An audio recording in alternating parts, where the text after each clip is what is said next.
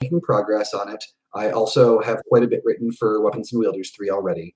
I expect to release them within a couple months of each other. I could have actually finished Weapons and Wielders 3 first, but I know that Our Game Ascension 3 is what everybody's looking forward to, so I'm trying to prioritize that. So yeah, that's kind of my status right now. So I see people. Oh, I see. I know who that is.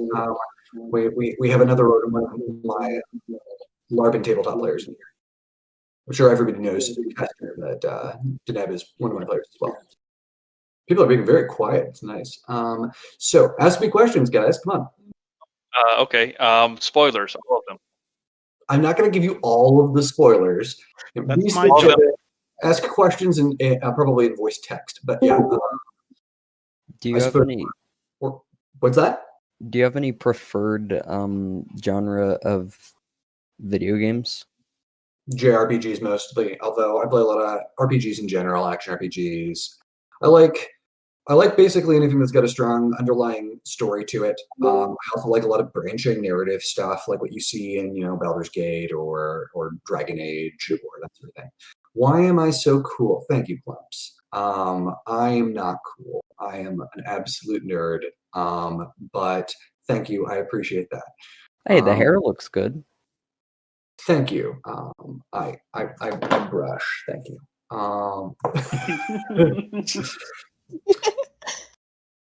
Let's see. I'm not going to hit anybody with my car. I don't have a car. I do not drive a car. Little known Andrew Rowe fact. I do not drive.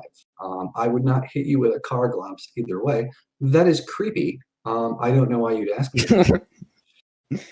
I mean, maybe you just really want to be isekai'd. I don't know. That would have to be a truck, though. I hear that's the preferred method of isekai travel. Preferably while pushing someone out of the way. Yeah, exactly. If you don't want it to be like a parody. How has my day been? Day's been fine so far. Thank you, Cryptid. Remura, thank you. I actually have a lot of swords. Hold on, let's change the camera focus for just a moment. There are many swords. I'm bad at manipulating this camera, so that's part of my wall of swords. There's more around. You can't really see them very well from this angle, but yeah, there's some more over here. I don't know if you can actually hear me talking while I'm swinging the camera around, but you can notice several Seikas's over there. There's a Diamantine. There's a Dawn. There's Cloud Cutters over there. Yeah, all sorts of stuff. All right, now let's see. Now you got a wonderful view of my forehead. Let's see. Yeah, that's probably fine. So yes, I have many swords. There are no armed babies. There will never be armed babies. Deneb, 3 lies, 0 truths. Let's see. 3 lies. I'm not talking to you right now. This world isn't real, and I have not finished any other books. There you go. The very basic, boring stuff. Let's see. Swords are in fact fun. Spot. Yes. Time is an illusion. Yeah. All right, other questions. Ask me some canon stuff. Ask me some book stuff. Ask me something interesting. I got one. All right, go ahead. Ask. Well, I thought it was really funny because I just got the notification that you were on voice chat as I'm re-listening to Sufficiently Advanced Magic. Sure. Getting ready to get Diamante. And I was going to ask, is there going to be another Corrin book? Oh, yeah, of course. A3 is on the way. I was mentioning earlier that I'm about 100,000 words into it. Now, if I was writing Will White novels, that would be done. But these books are super long, and they take a long time to write. So it's probably going to be like twice that length, maybe a little bit more than twice that length.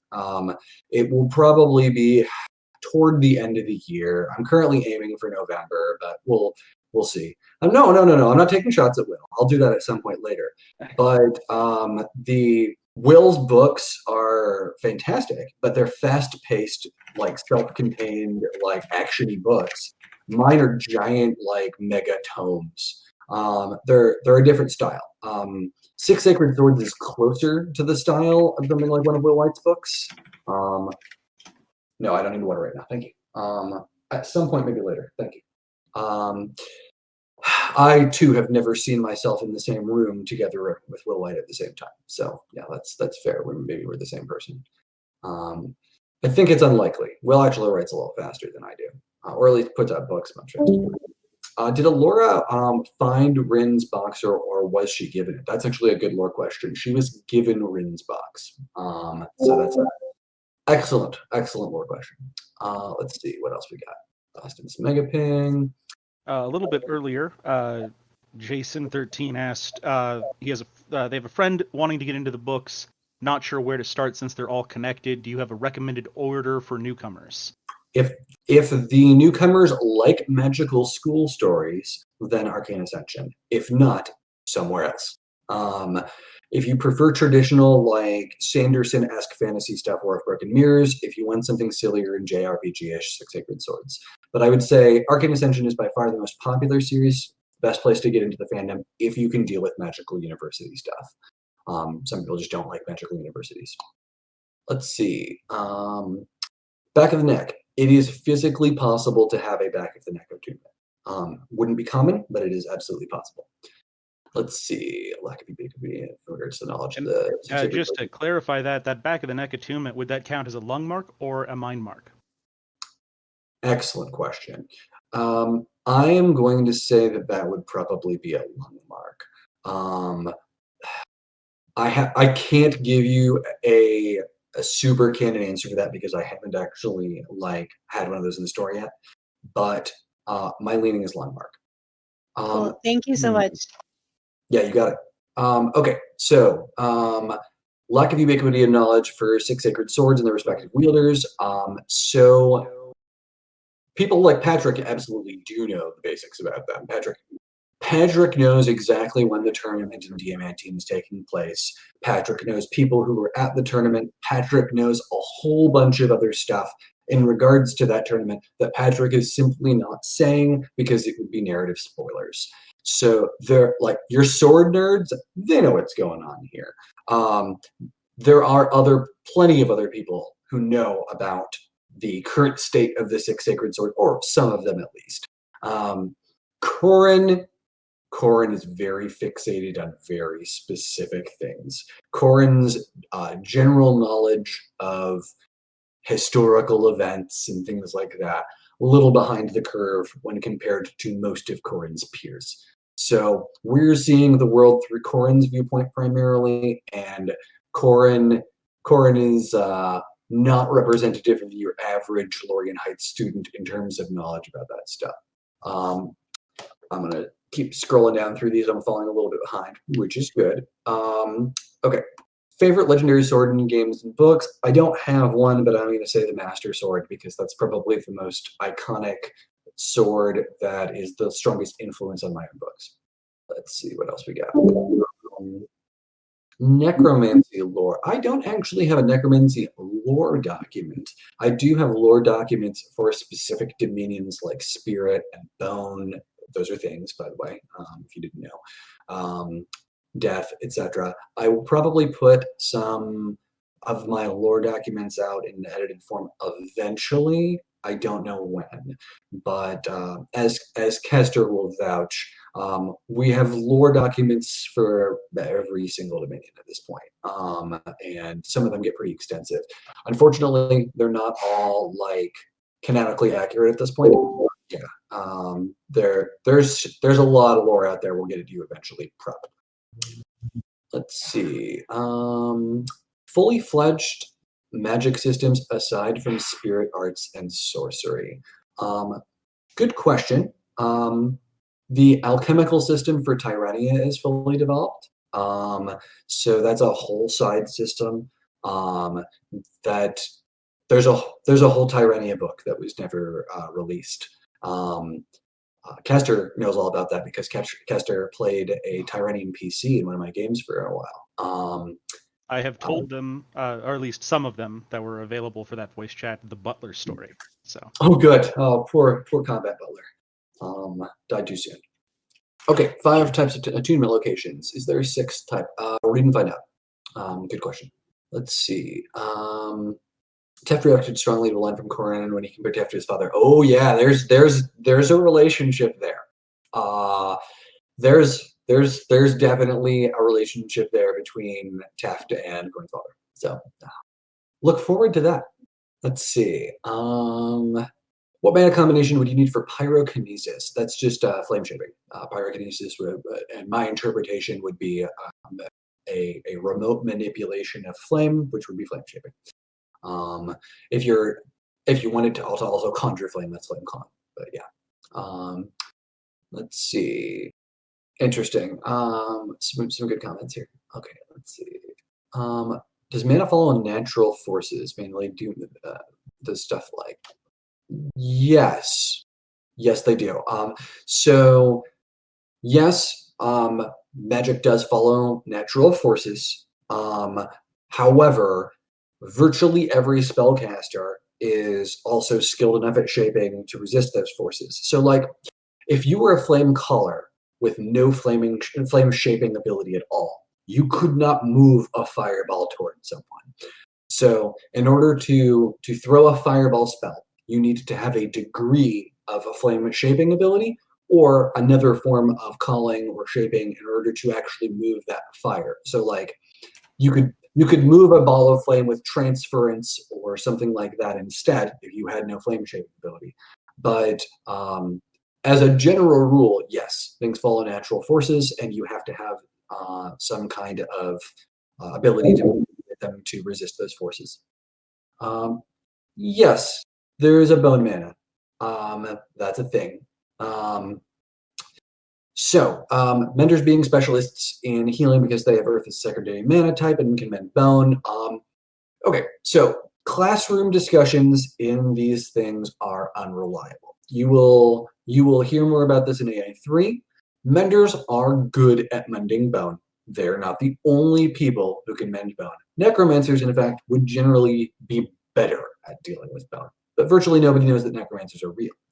So that's a thing.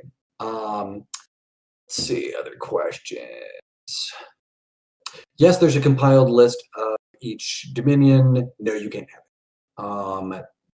So if fans want to link their fan things in Discord, by all means do. You guys are most of the way there, but I'm not going to give you a canon list yet. Soon, TM. No, it's not supposed to be vague / broad deliberately. It's that I'm revealing details gradually over time. So it will get more specific. Now, there are open-ended elements that are intended to be open-ended, like there's a level of flexibility to say how someone can use flame sorcery that a lot of systems don't have. But in general, you will get more and more detail as the books progress. There's just a lot of information to present. I could say in the LARP, there's this LARP system that we played in is it's not vague. It is broad enough, however, that you can build a character to basically function however you want, as long as you have access to where you need to get the skills from. Absolutely. I tend to enjoy building very broad systems. So I like the fantasy of being able to build whatever style of character you want and choose whatever your path is, that sort of thing. Can you use Dominion sorcery costs to your advantage? Yes. Yes, you can. It's not common, but it is physically possible. Will you see a Wave Walker anytime soon? Not in any major capacity. Maybe briefly. But probably no major Wave Walker characters. I can't think in Soulbrand off the top of my head. Maybe at some point. Let's see. Good to know that there are pinned charts in Ascension Universe for attunements, all that fun stuff. Okay. Out of all the deities I've created, who are my favorite? Excellent question. I don't think I have a favorite. I mean, obviously, I have to, praise Celeste, the one true goddess, etc., etc. Let's see. I'm a big fan of Origin Beasts. In the Origin Beasts yet, Caster has unfortunately had to deal with one of the Origin Beasts, maybe a couple. The Origin Beasts have not been in story yet. You will have to deal with the Origin Beasts in future books, most likely primarily the Artinian Tyranny book. Those are not the same as the god beasts, by the way. I just haven't used the word beasts a lot. How excited am I to eventually merge all 3 series together? Oh, yeah, it's great. I'm really looking forward to wrapping up Weapons and Wielders and leading directly into Arcane Ascension. That's probably where Weapons and Wielders will end, and then we'll have a smooth path. Of course, the way that I write, I'm going to be having all sorts of other side novel nonsense by then. I already have a Sarah novella in progress, for example. I have Carefully Ordered Wishes, which is Rin's book. There's going to be other stuff like that, but yes, eventually we will have a more or less linear timeline for the 3 main series. Sorry, getting more water. I'm talking very rapidly. Fire Spear. I have commented for the role players about the general costs for a lot of the dominions, but they're not pinned anywhere because that was just clarification and not canon answers. Let's see. What attunement am I looking forward to most showing off? Probably Biomancer, maybe Chronomancer, if they're real. We'll see some of that stuff eventually. Andrew, yeah. Zig is saying that if you disable your video, they can increase the listener cap. I will disable my video. Is that Very disabled cool. properly? We good? Yeah, it goes to 99 now. Okay, cool. I'm sorry, you don't get to see my giant forehead anymore. Rocking that Vegeta look. Imaginary hero. I think we might have either Dawn or Lars in the channel. That's probably Dawn. Since I invited Dawn to join us. Do we actually have a Dyson? Oh, is Dyson here? Dyson is here. Yes, excellent. I don't know if Dyson's voicing right now. Are seeing a few of our canon people here. Oh, I see an actual Dawn. There you go. I renamed myself. Hi, Dawn. Hi. Oh, you're not talking, Dyson. Why not? I was trying to let you talk. That's why. That's fine. You can chat a little bit. Thank you for coming, Dyson and Dawn. And I should thank Kester as well. And I know Deneb was here earlier. I don't know if Deneb is still here or not. Hi, Magpie. Hi, Zig. So the Dawn that's here right now is your Dawn that was in the Spider Climb. So if you enjoyed seeing Dawn in Spider Climb, that's this Dawn right here.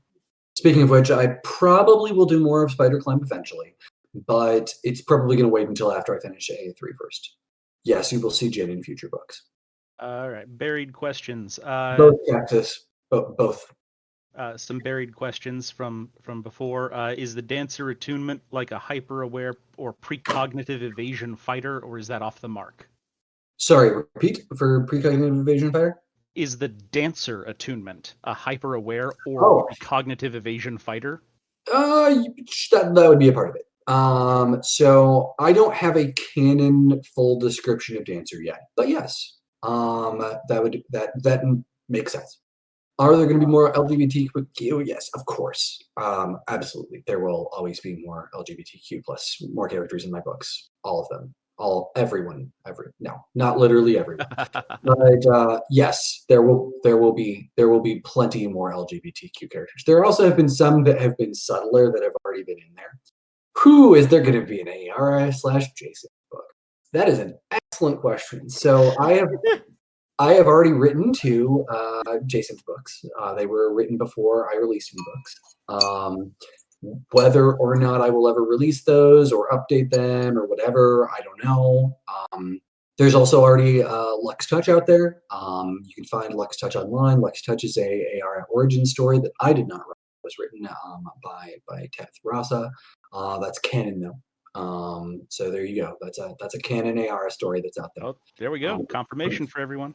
From teenage AR. There may be a full-on novel like that at some point too. So yes. How much of the story as a whole do you have in your head versus how much do I is made up as I go? So the grand scope of the story of the setting I have in my head.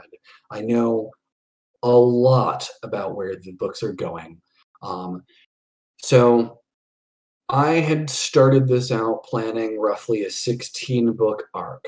Of those 16 books, I have written 2. because I have gone so far off course with side books and things like that. Basically, the War of Broken Mirrors proper was the lead-in for the main plot for the setting as a whole, and everything else was kind of aside from that, like running off in various different tangents for things that were not progressing with the original main plot. Some of that main plot is things that already happened in various tabletop games that I ran, or like role-playing games, or things like that, that would eventually be adapted into another format for the books or that sort of thing. So I have a lot planned for the future. You've seen hints of a lot of that with the Buried being referenced, or with the Sun Eater being referenced, or things like that.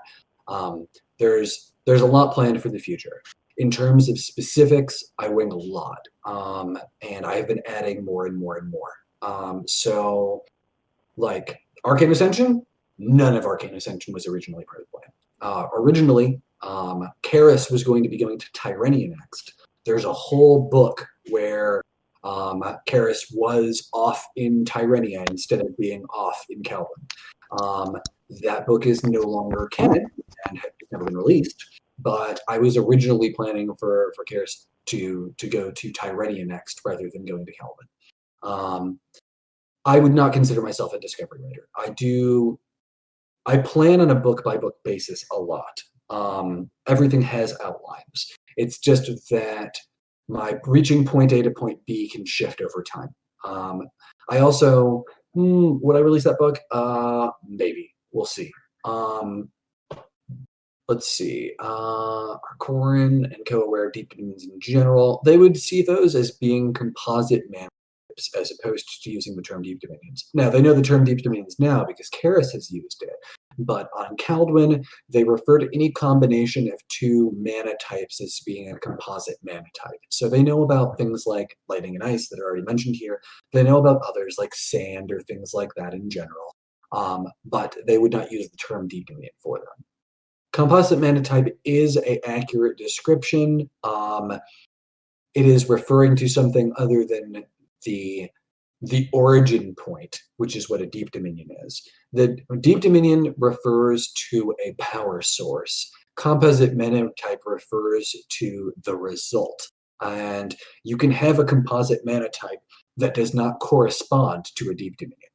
For example, there are certain things like gray mana. Gray mana is a composite mana type, or really it is a broad category of composite mana types. It is not a specific dominion. Do you think you could consider me a composite entity? Yeah, of course you are. You are a composite of many different things: beauty and intellect and majesty. Mm-hmm. Keep going. Well, I'm gonna have to answer some questions, Dawn, but I'll get back to you. Do I plan on sharing more details of the magic system? Let's see. Or adapting it to a different version of D&D. Yeah. Okay, so there is a half-built Pathfinder mod for the game system that, if I finish up, I'll probably release. I also have a whole live-action role-playing game system. I have a standalone tabletop system. There's all sorts of stuff. The Pathfinder thing will probably be the first thing I release, since I think that that's the most broadly applicable. A lot of people play Pathfinder, and I like what I've been doing with it. The big thing is that adapting enchanting to Pathfinder is a huge mess. The whole economy of Kaldwin doesn't really work with traditional Pathfinder mechanics. The ability to just make new magic items on the spot is absurdly broken. So making that work in a Pathfinder capacity is going to be a little bit of a challenge. And then just spell lists, getting new spells written, things like that. But I'll get to that stuff eventually. Right now, attuned is a class, and each of the different attunements are archetypes. I've considered swapping that over to making each individual attunement an archetype of an existing class, but I think that I'm going to stick with the attunement being one class with archetypes. We'll see. I will say, Andrew, that because I'm pushed to by some of the members of the Discord to nudge you to maybe finish your standalone War of Broken Mirrors system. I know you actually got to play with that, so you're one of the few who's seen it. I'll see about that. Releasing that would not be particularly difficult, but I feel like learning a whole new system is a lot more work than learning something like, a Pathfinder mod, but we'll see. I'm going to get more water. I'll be back in a minute. Okay. Entertain people, Caster. I was going to say Hydration. Flatter me. my whole reason for leaning towards a standalone system is because you can make the magic system exactly the magic system. So Yeah, the standalone system works a lot better compared to the Pathfinder system from what I played of it. So I agree. And then they come up with new gaming systems all the time. So if one more is not going to hurt people. yeah, actually, and that's right. Dyson was in that beta as well, so he's played it as well. Well, Caster, how does the system handle? What's It it like? handles pretty well, like the LARP did. It's a lot of the rules and things that you could do in the LARP were grounded in how the world works and the Dominion system. So the tabletop beta that we played in had all of that in it, and then the numbers for like the basic combat and skill system worked like worked more like a I don't know if how many people have ever played a JRPG port to a tabletop, but kind of like that. It was a lot of skill checks and opposing checks. Like combat, you would roll an attack roll, and then the enemy would roll a defense roll, and you'd compare the numbers. So similar to like Huron? I don't think I've played that. It's an old one that's you really got to like medieval combat to enjoy it. I don't know. It is not like any system that I had played before. It on the surface, it looked kind of like a White Wolf game where you have a stat and a skill pool. You add them together, but instead of rolling that many dice, that's just your bonus to your roll. And then whoever you're going against would roll a comparable pool, and then you'd compare the two numbers together, and if the attack beats the defense, whatever it exceeded the defense by would be the damage that carries over. That's interesting. That's cool. That's for like basic combat, and then spells were just like the LARP. You had a dominions that you would pick base powers from, and then use keys to modify them to develop your own spells. I am back, but Kester, you can keep talking. Yep. I was about to switch. There was a request to talk about Monster Prom. Monster Prom? What is Monster Prom? It is it's a video game where you play monsters competing for love and romance in high school. And we had people play it, and they made their RP characters as representing the monsters, and I was playing the zombie. So I played Undead Derek. Undead Derek, that is wonderful. And Undead Derek failed to woo the hot demon boy. Oh. Probably because he was too smart. I made Derek too smart. That sounds like a fun game. I will say that there is a definite desire for this standalone system. People are completely down to learn a brand new system. All right, I will think. Monster to play? Sorry, what was that, Don? What's that? Do you have to be a monster to play? I think you can be whatever you want and play the game, Don. Okay, because I'm not kind of. No, you are a wonderful and beautiful sword, Don. You can play the game regardless. I mean, who says humans are monsters? That's... I do. Swords are I better say than that humans aren't monsters. monsters. Humans are monsters. Swords are better. Swords I are agree with you, John. Okay, lore question. How old was Sterling and were Borgenmirs? That's a spoiler.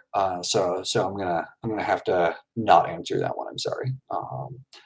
You guys can throw lore questions at me. I'll be a little bit chattier about lore stuff than usual, but I'm still gonna read and find out some things, especially timeline related things, because timeline stuff is hyper spoilery. I will also say, please do not spoil anything from Diamantine with your questions here, guys, because that's coming out in audio tomorrow, and I do not want to spoil anything from that particular book for people.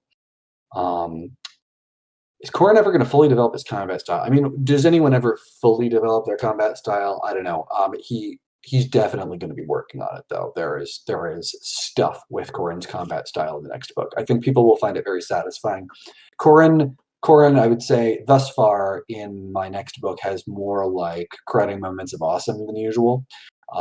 So does Patrick, interestingly. So that's fun. Let's see. What's my favorite read and find out question? Ooh, that's a tricky one. I don't know. Probably something involving the Six Sacred Swords, because I like swords. Can I elaborate on the undead sorcerer that Lars mentioned? Chaos. That's non-canon, or like demi-canon. So there is a story there that ties back to LARP stuff, where the person who is the LARP player for Lars and I, during a LARP, went through an encounter that I was describing there. Now, in terms of actual like story canon, how that will probably play out is that there is a faction in play called the Corpseborn, that is a faction of undead, that will probably be coming up in the story very soon, and you will see what actually happens with Lars and Karis in terms of the Corpseborn. Probably weapons and wielders 4 or 5.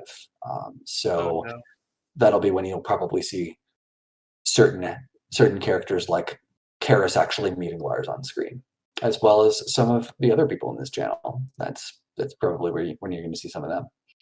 Also, Lars has a very loose relationship with the truth, so that's also true. Yeah. Is there a connection between INL from Rendelier? Wow, I didn't remember that people knew about INL. You put it in the novels. Did I mention INL? Jeez, wow. Okay. Yes, They have INL and Valian have similar roles in different places. There is overlap between them, but they're not like the same person. I'll say that much. But there are certain deities that play similar roles in different worlds, and there's some overlap between INL and Valiant. Rendelier has a lot of stuff going on with it. We'll have to see if we actually get to that. Compared to other book series like Cradle, how strong are some of our characters? Most of these characters are not particularly powerful by high-end Cradle standards. Cradle gets into a lot of like crazy reality-altering bullshit toward endgame Cradle power levels. So there are people who operate under like Abadan power levels in my books, but you've seen very little of them so far, and there are only a few. There are no major organizations of people who are at that level. When Will and I have talked about it, somebody like Karis at the like later game Karis is probably roughly Sage level from a Cradle standpoint. It's tricky. A lot of stuff's not one-to-one. I do a lot more detail on things like physical strength math and speed math than I think Will does. So like Karis currently outspeeds most Cradle characters by like a lot, and has a lot of abilities that aren't really directly analogous with Cradle stuff. But like if in terms of like Abaddon characters or whatever, however you pronounce that, like they would stomp all over any of the current perspective characters because they have things like we fly rapidly faster than light, or we can erase entire planets. I don't have a lot of like planet busting stuff flying around at this point in the story. Let's see. Other questions. Are we going to get a Patrick Saves the Day moment? Maybe. I don't want to say too much on that subject. We're going to have some great Patrick moments, I think. I don't know. We'll see how you interpret that. If Corin had given Derek the Celeste Leanne, would Derek have been able to summon / revive / enhance the spirit of the weapon?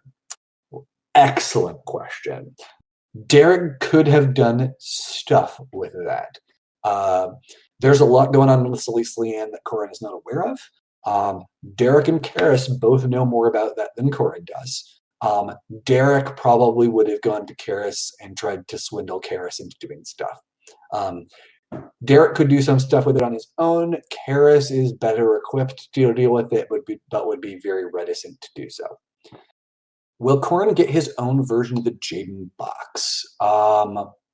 Excellent question. Read and find out. I think it's not too spoilery to say that he's certainly going to try.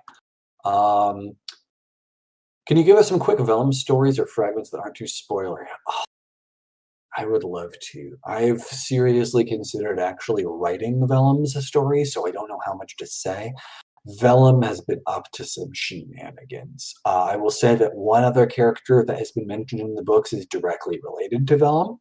I will say that Vellum is heavily involved with the meta story of the setting as a whole. Vellum is far more important than I have been leading on. Vellum is a very important character. I don't know if I should give you any anecdotes in regards to Vellum. Vellum had a very active adventuring-ish career earlier in life. We may see more of that soon, in that maybe if I get back to Spider Climb, you guys might find Vellum in there. Vellum is, in fact, in the Spider Climb, somewhere in that dungeon. Whether or not you will run into Vellum, who knows? Let's see. Well, I would do a fantasy from a monster in the game. I already am. Whether or not you would consider certain characters a monster, I don't know, but I would say that I are. Can you and Will do a crossover story, maybe similar to SpiderCon? I've talked to Will about crossover repeatedly. We have discussed it many times over the years. Will and I are both interested in doing a crossover type thing at some point, or less crossover, more like we would just collaborate on a new setting. It would probably be something Forgotten Realms-ish, where we would do something like write different things in the same universe. I've talked to a few other progression fantasy authors about this as well. It is something that we definitely want to do. It is about finding time in our schedules to do it. Yeah, we'll see. How often do John Bierce and I share notes? We don't, but virtually at all. I talk to John, but like we've done very little actual collaboration with each other. John read my books and Mother of Learning and Cradle before John wrote John's books. I think that it's fair to say that Arcane Ascension was a heavy influence on Majorant. I think he's said that himself. So yeah, there's a lot of overlap there because I think that just like Mother of Learning was a big inspiration for me, I think Arcane Ascension was a big inspiration for John, and I think Cradle was for John as well. So yeah, John is writing something that's very similar because we're all like writing from similar inspirations and stuff. John is another person I would consider collaborating with for like a Forgotten Realms thing in the future. Also, Sarah Lynn. I'd love to get Sarah Lynn involved. Maybe some other people. Luke Chinolenko, which I'm probably butchering Luke's name, but yeah. Stats for the population density of Beaufort or analogs in real life. No, not for Calvin cities. Calvin cities, I haven't crunched the numbers for, I don't think. I had to have at some point because I did the number of attuned for the first year at Lorien Heights. So I have those numbers somewhere. I have no idea where they are right now. I did do population stats at some point, but I don't know where they are off the top of my head. Let's see. Scrolling through. Okay, follow up. When Corin tries, is he going to lose his left hand or his right? We can find out. Corin will probably lose both hands eventually. Corin loves blowing by his hands. let's see. Current attempt to make altered advanced attunements. Yes, of course. That's indisputable. That'll happen. I would like to point out that my comment got the most swords. Of course. You are the most swords, Dawn, and the most important. It is a good comment. Let's see. You really want a Vellum story? Excellent. Yes. Sorry, I'm catching up on all this. Are we ever going to find out about the key that Professor Orden got in the tower? Maybe. Orden will probably be back in story at some point in some capacity, but we'll see. Part of the way that I write is that there's always stuff going on in the universe that the protagonists are not aware of. And I realize that can be incredibly frustrating and difficult, but Corrin is not the chosen one, neither is Karis, in spite of what Karis might think at times. And there are always going to be important, relevant details happening in the background that the protagonists are not aware of. There's a lot of stuff going on with Tristan and Katashi and things like that the protagonists are not aware of right now, and there will be consequences for that. So the world is still spinning. People are still doing the stuff that is not on screen, and whether or not you'll see that Orden-specific thing, I don't know. We'll see. How likely are books or spin-offs on other characters like Patrick, Sarah, or Mara? Very likely. Whether or not I will write them, I don't know. I have already started on a Sarah novella, that is Sarah's judgment from Sarah's perspective.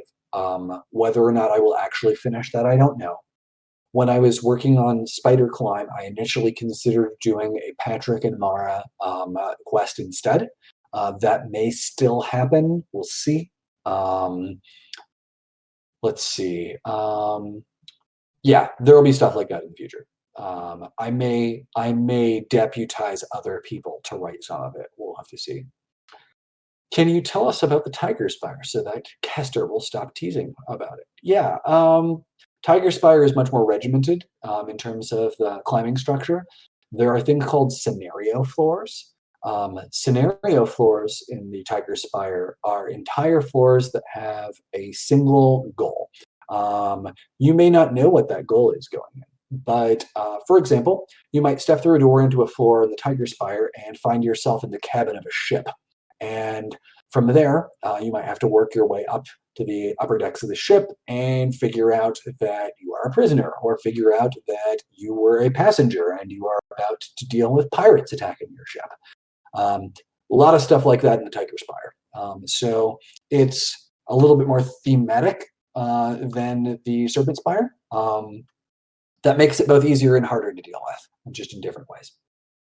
When does the Sunstone Wall kick in? Sunstone E is when it kicks in. However, it's not equally applicable to all locations and all people. So the Sunstone Wall is a general term for the fact that people have difficulty advancing beyond Sunstone because of the rate of mana regeneration that's possible in specific regions of the world. If you are, say, like Derek, and you live next to a spire, there is no Sunstone Wall for you in that location. That is why people like Derek and Alora buy property next to the spires, because of the mana saturation in that area. It's convenient as a climber to do that. But a large part of it is that high mana density areas are the areas where you can continue to advance and as unattuned without having to worry about something like the Sunstone Wall. That is also one of the reasons why it hasn't been hyper relevant to the Lorien Heights students, because that's already a mana saturated area. But for your average person that is just like living out in the middle of nowhere or whatever, you have difficulty regaining mana quickly enough at Sunstone level and higher to continue to progress your attunement. This is also part of the reason why the unclaimed lands are still unclaimed lands, because it's super inconvenient to get mana back at most of the locations in the unclaimed lands, and that means that you're not leveling up your attunements. So the types of people who are higher level, like attuned, that would normally be the ones that would want to go out and adventure, don't generally want to be there because they're not getting more mana for their attunements unless they are in very specific locations, like near the elemental temples or things like that. And then the elemental temples have all their own other problems going on. I'm going to take a drink. Give me a sec. Do I have plans for other one-off works like 10 Steps? Yeah. So I have a lot of them. I have a ton of stories. So, to give you an idea, one of them is called Isekai Quality Assurance, which is about a quality assurance team at a video game company that keeps averting the plot lines of popular isekai and lit RPG novels. So it's another parody work. It like each chapter is basically a vignette that is like a knockoff on the plot line of a particular like style of isekai novel, and it has a QA team like trying to avert the problems of hey, if you find this particular bug, then people get trapped in this video game forever and suffer infinite pain. So things like that. So that's one of them. I have a bunch of other stories like that, but there's an example for you. Let's see, cosmology question. Can you tell us more about the dog? I think his audio broke. Wow, it's really rare to not hear him talking. I would say the same thing about you, Don. Has he gone mute? No, Hey, it's I have sounded like something. limitations. His vocal Something cords broke. have ceased. Digital vocal cords. Yeah, we can see you typing. Rip Sal. Your mic isn't picking up anything With though. all the magic swords running around, Dawn feels like she has to talk more, otherwise they'll get her attention. Oh no, no one can take Don's attention. Do you know how bright I can be? I mean, no one really can hold a light to me. Obnoxiously so, it would seem. Although, Dawn, I have to admit, and to be fair, I'm not a big proponent of talking swords. I have to admit, yeah, I think swords should cut things, not talk. But why, Oh, why not? I swords- can cut things. Swords I can are cut better things than without us shapers. touching them. Swords are better than us shapers ever will be. I can cut things so well. And people. And monsters. I like how you Rocks. put people before monsters in that instance. Only monsters kill rocks. Well, I mean, Dominion Breaker is a good sword, and it doesn't talk. Well, it sort of does, but not the same way That you do. you know of. Have you touched it and tried to have a conversation with it? Have you tried to say hi to the Dominion Breaker? Well, if Dominion Breaker is what I think it is, then it's talked a lot, and I wish it wouldn't sometimes. Is this hate speech against Dominion Breaker? No, not Dominion It sounded Breaker. like no. some sword It's bashing. an awesome. He's just a swordist. Sword. It cuts everything, and I love that. Dominion Breaker cuts everything.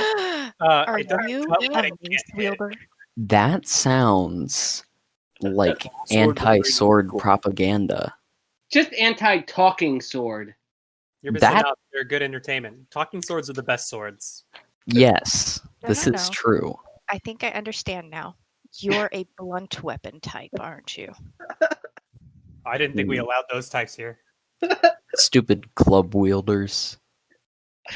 See, Texas gets it. Dawn, if you had to not be a sword, what other weapon would you be? It's actually a really good question. Obviously a laser beam of light. Obviously. Ah, my bad. Should have seen Here's it. a good question. Don, have you ever cut a bullet? How does she Describe even it, know what a because bullet I've cut is? lots of things. I mean, Describe does she a even technically know what a gun is?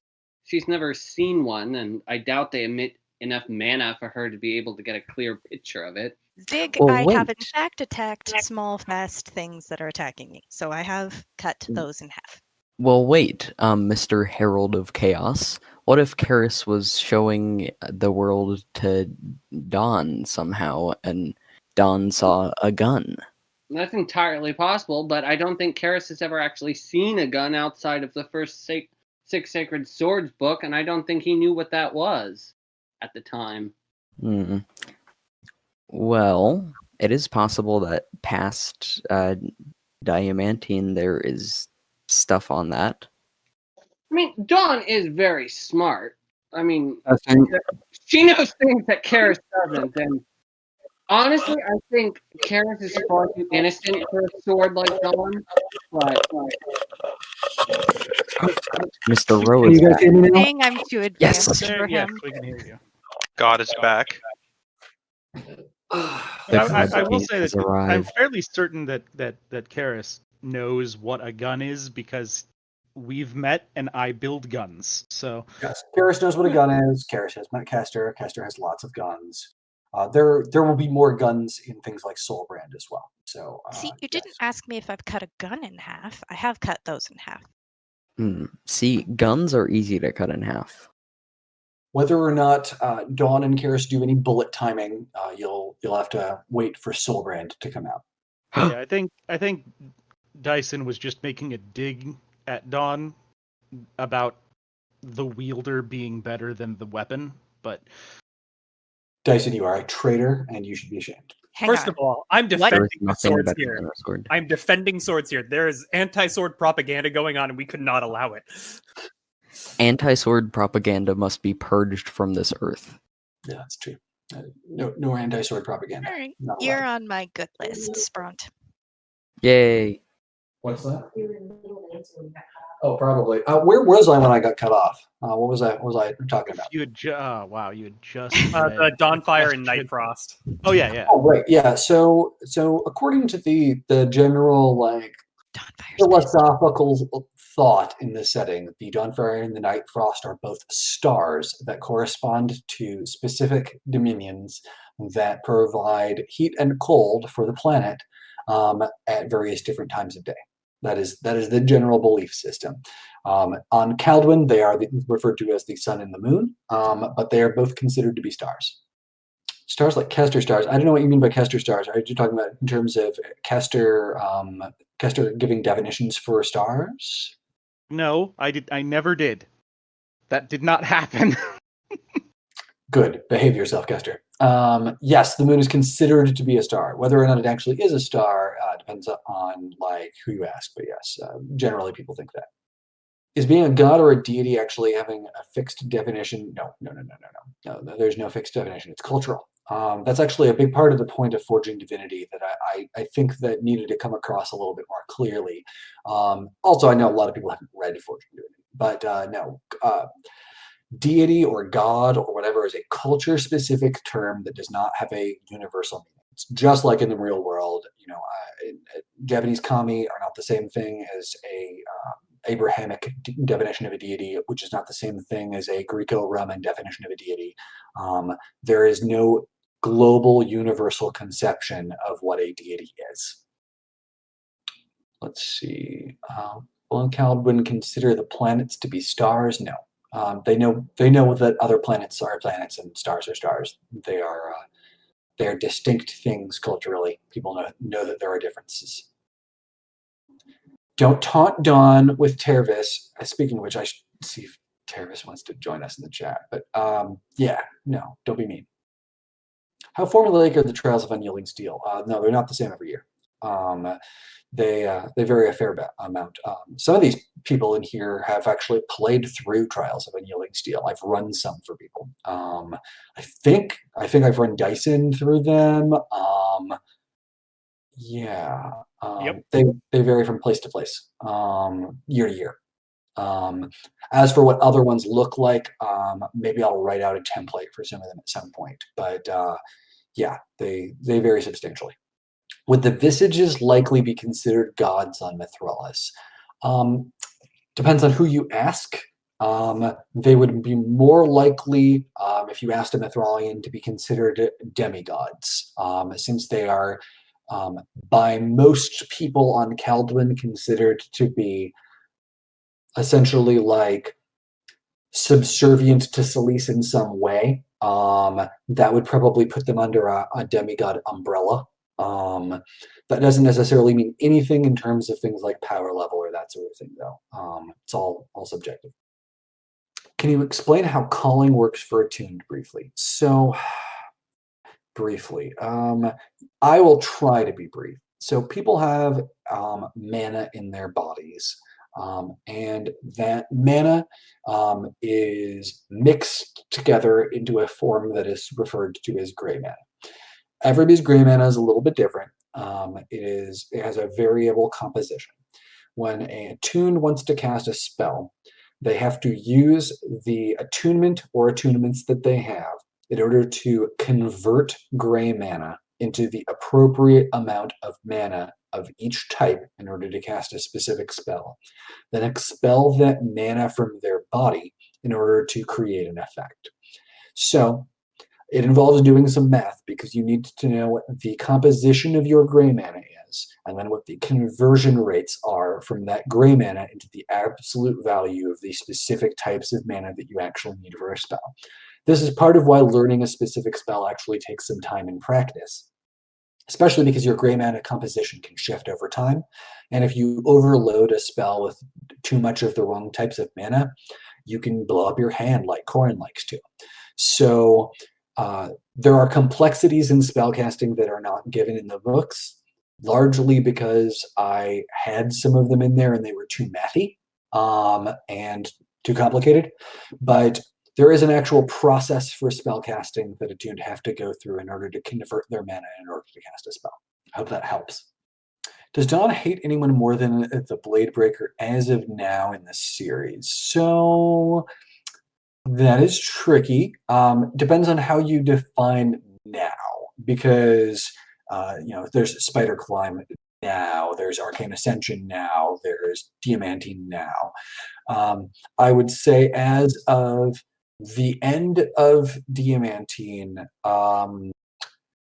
this is all spoiler territory. I'm going to say a non-spoilery answer that Dawn would probably hate Raizo more than hating anybody else, pretty much.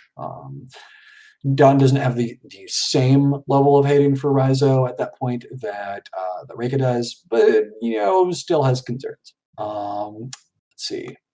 What would it be like to be a non-human creature, elemental sentient weapon?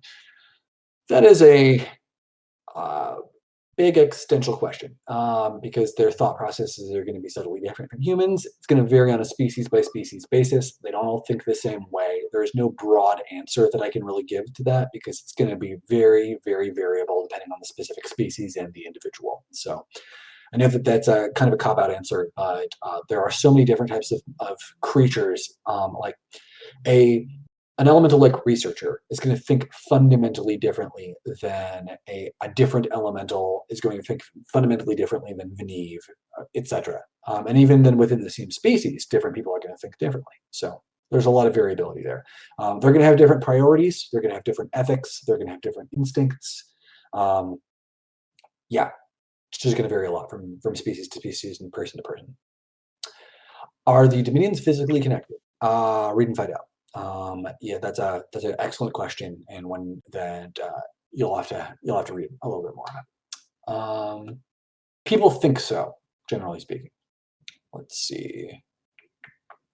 Silly homebrews and settings and stuff. I mean, I run all sorts of stuff in the settings, so yes, I would call all of my stuff silly homebrew. There are going to be other magic weapons, Guilty. There will be plenty of non-sword weapons in future books. Swords are, of course, still superior to all other forms of weapons, but there will be other non-sword weapons. Karis even uses a non-sword weapon in Soulbrand for a period of time. There's an interesting spoiler for you. What mana types beyond time slow or alter the aging process? Ooh, Lev, that's a really good, really spoilery question. I'm going to give you an easy one and say protection does. Protection is one of the least spoilery ones that I can reference doing that. But yes, there are other dominions that can be used to slow or alter the aging process. Also stability or / enhancement. That's a non-spoilery one to refer to. Will I ever release the formulas for using spells? Probably not. Too mathy. That's probably not going to go up. What does everybody forget about pole arms? There are in fact pole arms in Soulbrand. I mean, a spear is a pole arm, so Velis has been using a pole arm the whole time. But somebody uses a partisan, and even in Diamantine, somebody uses a halberd. So yeah, there are pole arms. Actually, Andrew, for the formulas for using spells, I mean, if you're going to release the LARP rulebooks and stuff eventually, there's going to be that. That's a framework at least.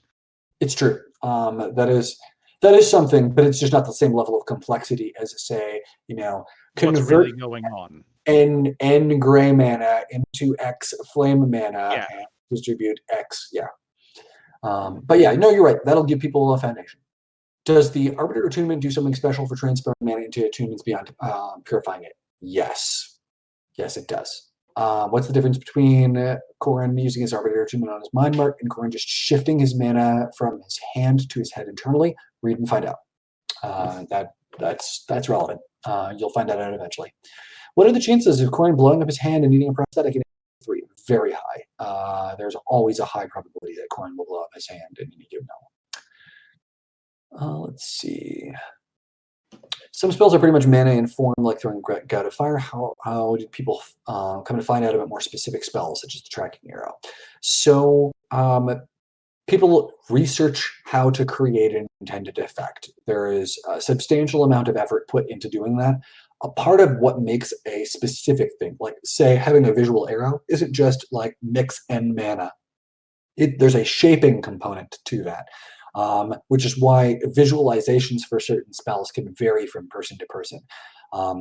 The Tracking Arrow spell has instructions that people are given that would make it look like an arrow, but it is possible to make one that looks like a dotted line instead of an arrow, or that sort of thing, just through different shaping instructions.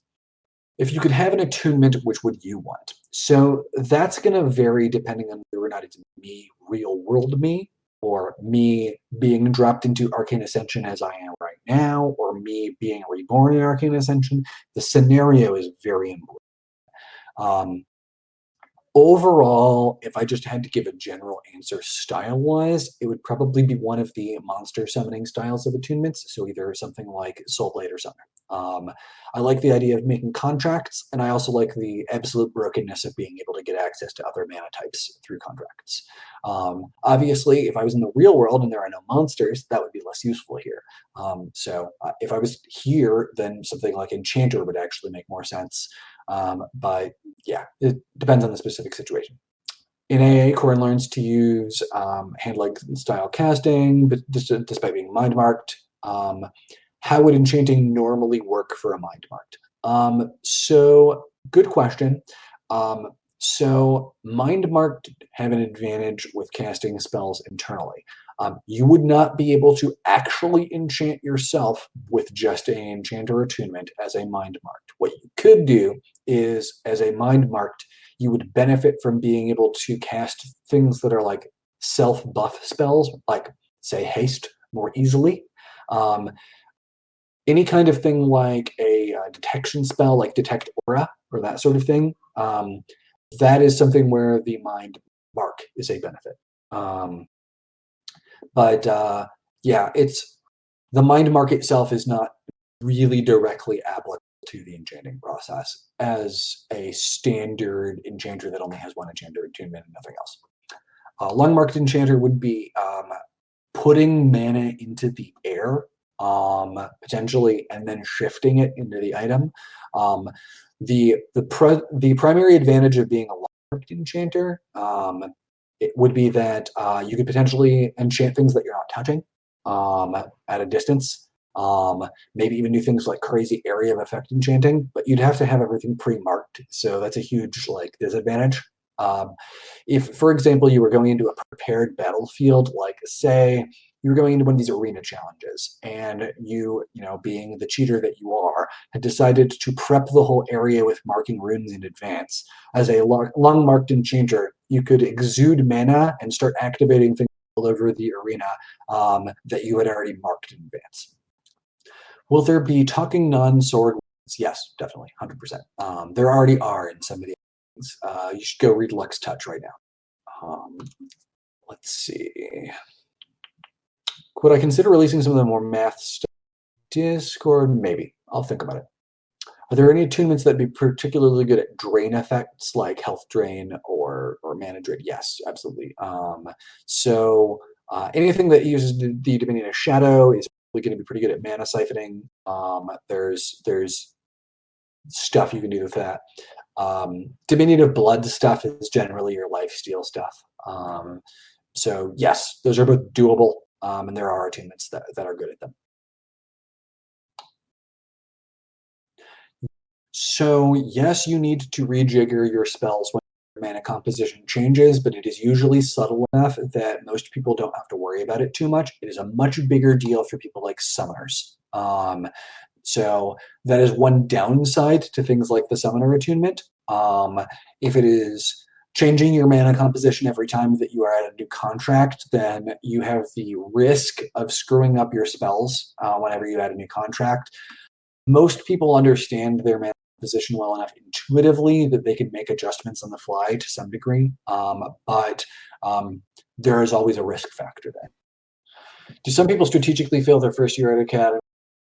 Years for your own board? No. I mean, okay, yes, hypothetically there are some people who could do that, but the cultural disadvantage of that and being far behind in terms of like military service and things like that, as well as the risk of getting kicked out entirely, is very high. So I'm not going to say nobody has ever done it, but it is unlikely that that would be a good strategic move. People could do it, but it is probably not the wisest strategy. Let's see. Less for AU and more just for RPGs. Do you have any flavored theme for spellcasting? I'm not quite sure what you mean by that question. I think it's supposed to be favored. Oh, do I personally have a favorite? I love spell incants. Like, I love your absolute over-the-top, ridiculous, like, Lena inverse casting the Dragon Slave incants. So, yeah. Expect more of that in future books. Some people will do more of it than others. It's more of a Sarah thing primarily in the books. But yeah, I love ludicrous over-the-top spell incants. Stranger places an attunement can be, for which ones? Generally, you get most attunement marks in fairly standardized locations unless something happens like you get a second judgment, and your second judgment involves you getting another one in the same location. In those cases, yes, you could get like a foot mark or something like that, or it could be like Curtis and get 2 on the same arm. That is plausible. You can get an attunement mark pretty much anywhere, but there are certain specific locations that are just much more common. About the Tyrant in Gold. Oh, this will be an interesting one. Let me read this real quick. I'm not going to answer this. You're going to have to read and find out for more about the Tyrant in Gold. Let's see. Do people who fail their first year at the academy learn combat/practical focused applications of their attunement while on the job, or are they just left to learn all on their own? No, they're basically just repeating the first year in general. So they might take different classes, but they are generally getting the same kind of curriculum they were previously. So Corin has been through a lot in his life, and will Corin ever get a chance to work through his personal issues? Ooh, there will be points of happiness in Corin's life. There will be points of sadness in Corin's life. Whether or not Corin will end up having a happy ending, I'm certainly not going to say in advance, but life is complicated. Corin will get to work through some of Corin's issues, maybe not necessarily all of them. Things will not necessarily go the way that Corin wants them to. That's life. It's going to be complicated. It's going to be messy. You're welcome, Fisher King. I'm glad you're enjoying it. Let's see. I don't even know what a Tyromancer is. What is a Tyromancer? Someone who divines the future in the kernels of melting cheese. Oh, neat. Probably not. It could be an interesting party trick. A diviner might be able to do something like that. What benefit is there to a hand-marked enchanter? Hand is precision is range. How does that help with enchanting? Maybe enchanting tiny runes more carefully. No, it's being a hand-marked enchanter would be better for things like directing a blast of transference mana. It's also one of the better ones for just a standard touch enchanting. So leg marks are the best for just enchanting something directly, but hand marks are not. You could also still enchant something at range like what I was describing from just it would be single target rather than area effect. And we'll see more with different shenanigans for different types of enchanters eventually. Let's see. What are the buried? You're gonna get more of that in future books, but the general story is talked about a little bit in Defying Destiny. I'll give you a little bit of an overview. So in the early days of the world, oh, by the way, this is all propaganda and true. So I'm gonna give you the propaganda version that everybody thinks is true. In the early days of the world, there were multiple deities that were referred to as the world makers, and the world makers created different types of things. There was a world maker who made humanity, maybe a couple of those, depending on who you ask. There's maker of machines and maker of monsters. And the maker of monsters went to war against the maker of machines and the maker of humanity. And in a big war, the maker of monsters' armies, most of them were sealed within. Some of them were not. There are still monsters that are above the surface, but some of these early monsters that were created for the purpose of war between the gods ended up being sealed by various different gods within the planet. And the buried are those monsters and their descendants that are still sealed by powerful words within the planet. Whether or not that's actually true, you'll see it. Who made the world makers? I'm going to answer that. Come on, let's be serious here. Whether or not the world makers even existed is kind of another question. So, Ro made them. That is a good answer. There's no Mouthman in this universe. All right. I'm going to take a break. I'm going to drink some water, and I'll be back in just a minute. Castor, Dyson, Dawn, you can entertain people for minutes. I'll be back in a few. Oh, sweet. Entertaining people. Let's see. Didn't humanity migrate from Rendelier? No. Not necessarily. Like, who knows, really? I wasn't around during that time, so I wouldn't know. Not putting past the possibility of existence of people that got to Vanaya from Rendelier, the humans of Vanaya did not originally come from Rendelier themselves. Me. Dyson would win in a fight between Kester. 100%. Well, didn't know that I was going to shoot you. I would still kill you. Well, on accident. I wouldn't actually kill you. No, that to be fair, you did accidentally kill me. I didn't do it on purpose. It was an accident. You cannot be held responsible for where a bullet goes when you cut it. It's true. Just popcorn. No, but I would win, even if I did know it was there. No, yeah, it's in a straight just combat fight. Dyson trumps guns.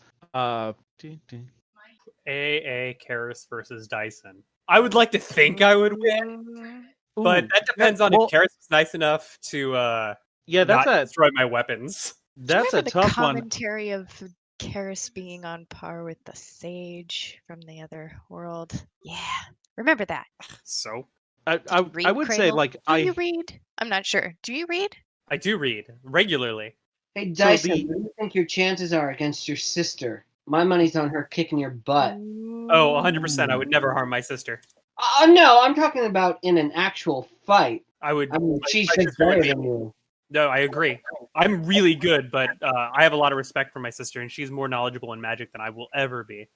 She's more learned than I am. She has more knowledge to be able to come at me in ways I wouldn't even see it coming.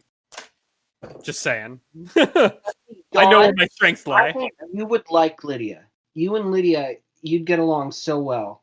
She has a tendency to talk to inanimate objects, so I think you and her would get along. They're both sassy, so yes.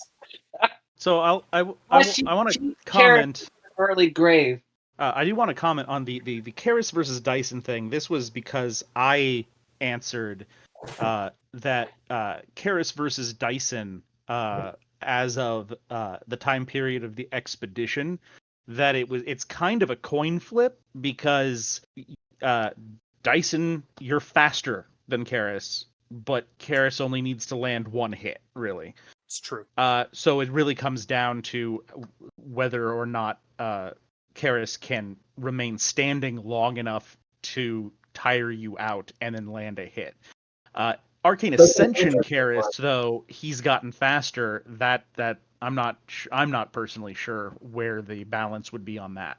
So I think that would have been true in the LARP, 100%. Agree with your assessment. LARP Karis was intentionally PC statted. I think that by the time we get to the expedition point in books, Karis will probably be substantially more powerful than the average expedition member. There's been a lot more power creep in the books than there was in terms of the LARP storyline stuff.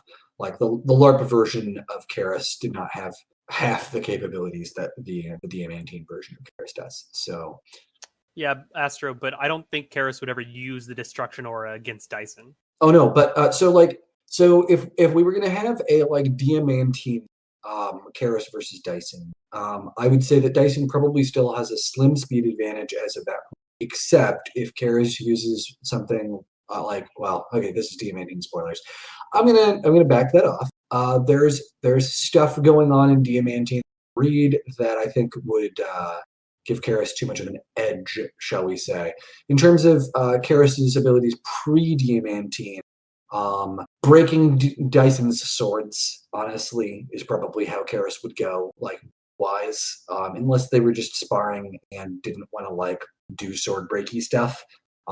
Unfortunately, mundane fighters like Dyson or Landon or characters like that have a real hard time scaling with spellcasters, which is to some degree deliberate, but basically, Karis has too many hacks in Diamantine for somebody like Landon or Dyson to keep up. Now, Dyson's speed in the books might end up being even higher than Dyson's speed in the LARP because Dyson has other shenanigans. So we'll see where that goes. I haven't really seen what I'm going to do with his abilities in Expedition, but there may be speedster shenanigans that are beyond what Dyson can do. Oh, you also missed the mask me who would win in a fight between me and Lydia, and I said Lydia easily. Lydia as of Defying Destiny. End of Defying Destiny, yes. Lydia prior to the end of Defying Destiny, I would say that Dyson would probably beat Lydia in End of Stealing Sorcery at the beginning of Defying Destiny. And then I would say that End of Defying Destiny, Lydia would probably beat basically anybody in that book, aside from the central antagonists. Or Rin. Rin would wreck everybody in that book if Rin was actually going on. Who cheats the most? Dyson. Corin cheats the most, but you can not silence people. I don't really care if people talk right now. It's fine. I don't know who cheats the most. It depends on how broad in everything tangentially related to the world we're getting, because we could always go as far back as the old Mithralis arc, and then that would be my character. My character cheats the most. So Jace was absolutely full cheats. If we talk about old LARP stuff Jace, Nakane, Tabitha, Thaline, they all had absolute ludicrous stuff. I think I'm actually going to get Areika in here. Oh, good. I messaged Ray earlier, but I know that Rega's partner was doing a stream, so I didn't know if Ray was going to be available. Tabitha is in fact the person who would be considered the player for Vellum, but Tabitha as a character is not Vellum exactly. I would say Tabitha is the inspiration for Vellum, but there is an actual Tabitha character that exists in universe.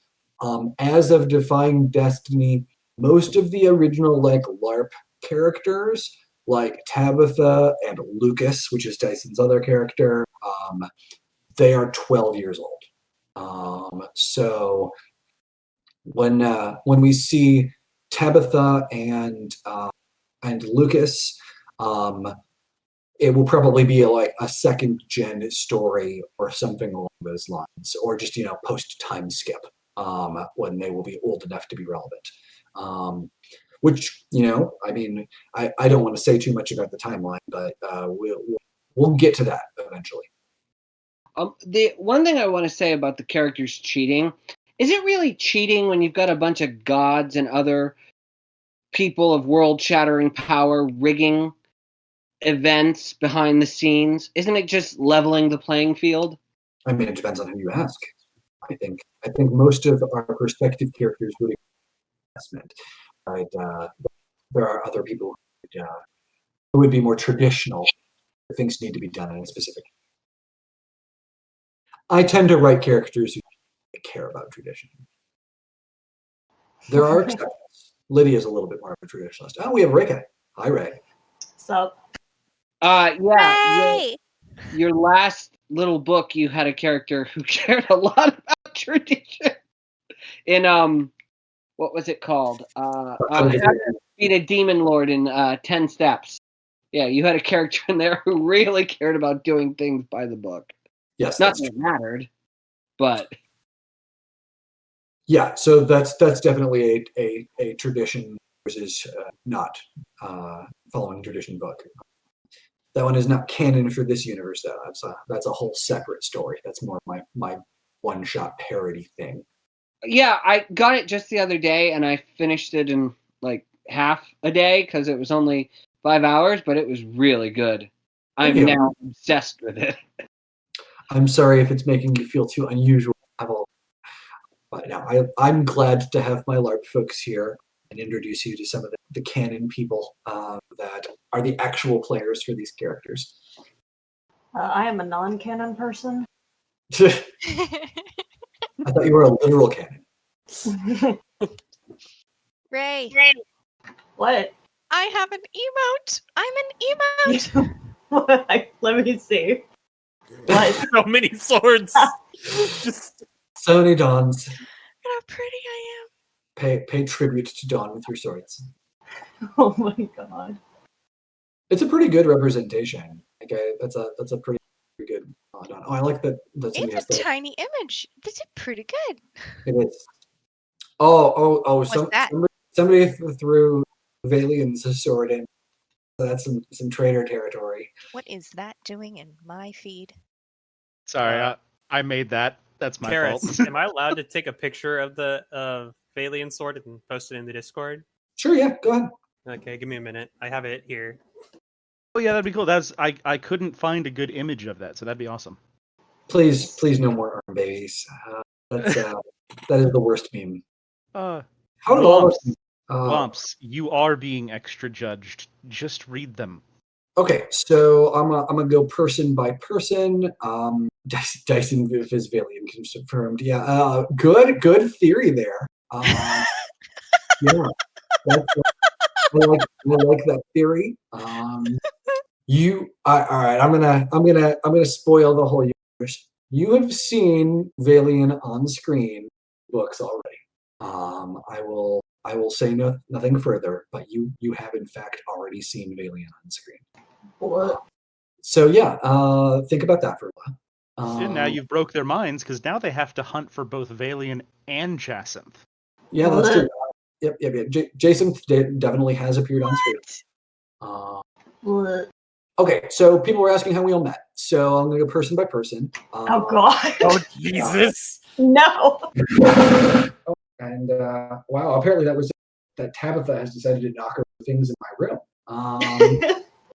Yeah, so person by person, I'm gonna start with Reka. So we met at Nathan Duclos' birthday.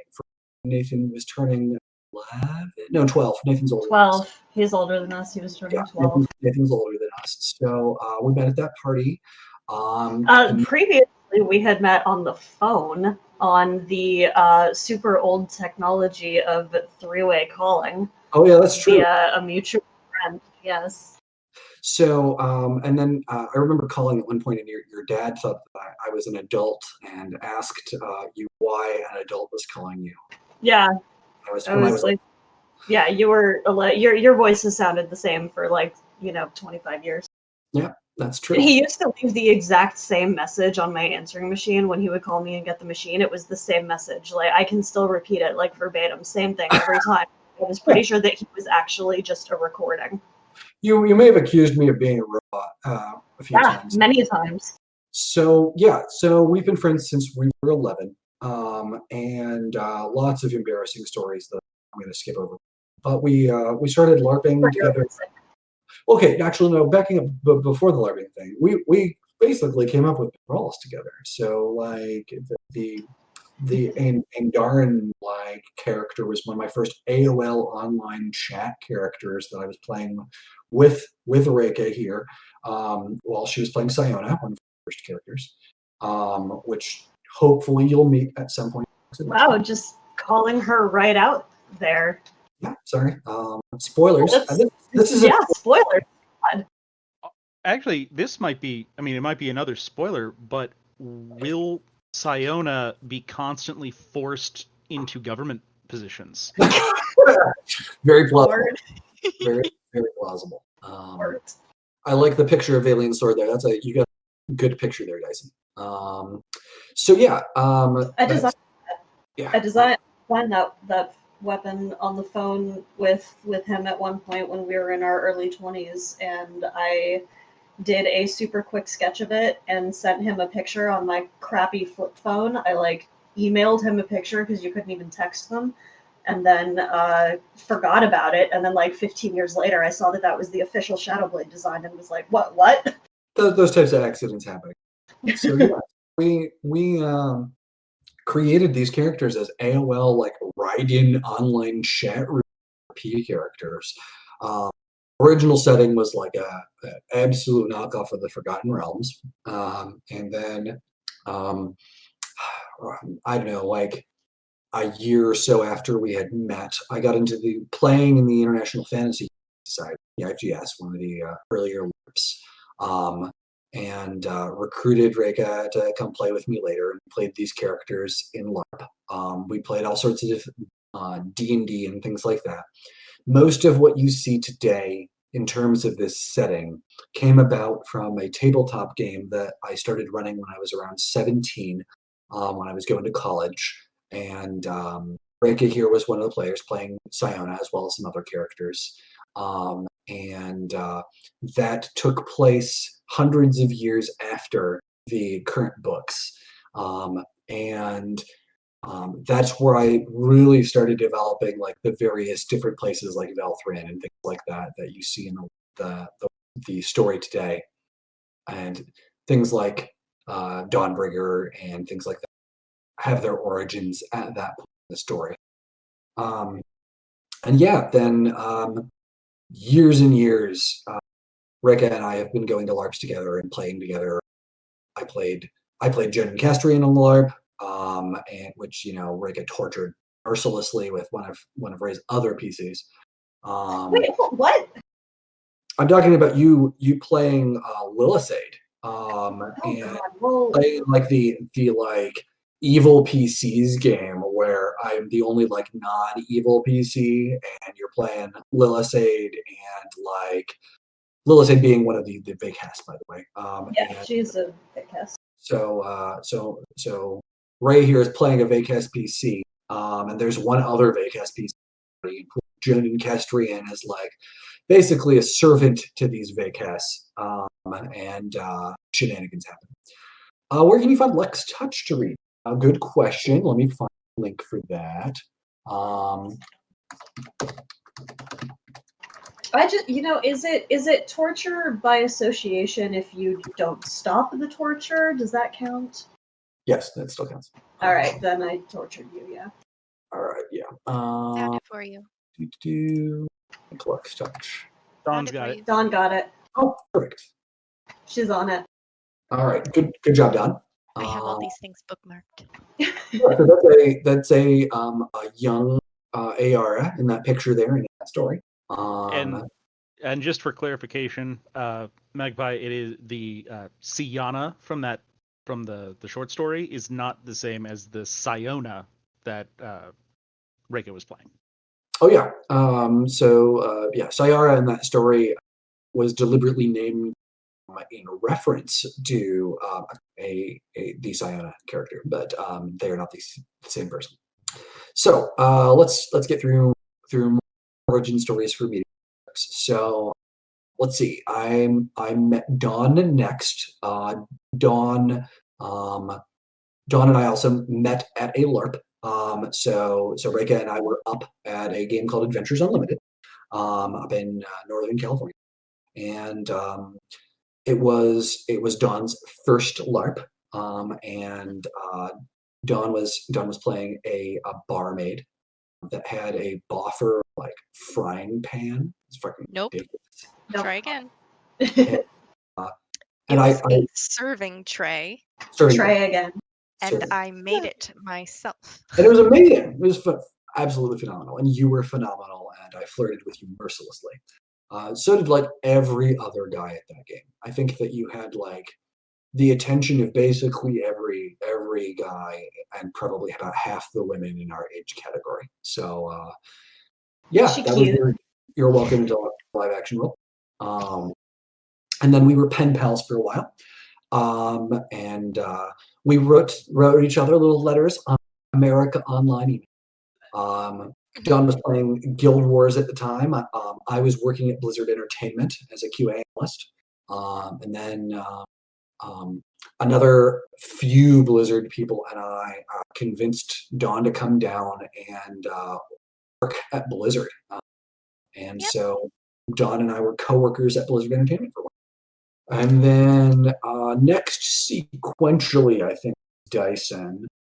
Dyson, I think I met for the first time at Eidolon. Yep, you met me at Eidolon. Yeah, and then invited Dyson out to some other games, including infamous RP practices, which we probably shouldn't get into too many detail. But yeah, there were shenanigans. Dyson played some of the first Mythralis native characters, including one of our most famous characters, Lucas Nightbreaker, who you will eventually meet in the books.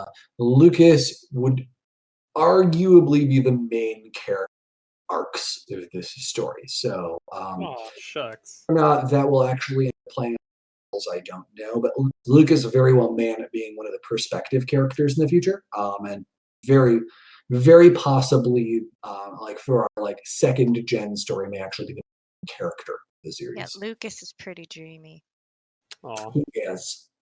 Was that a pun?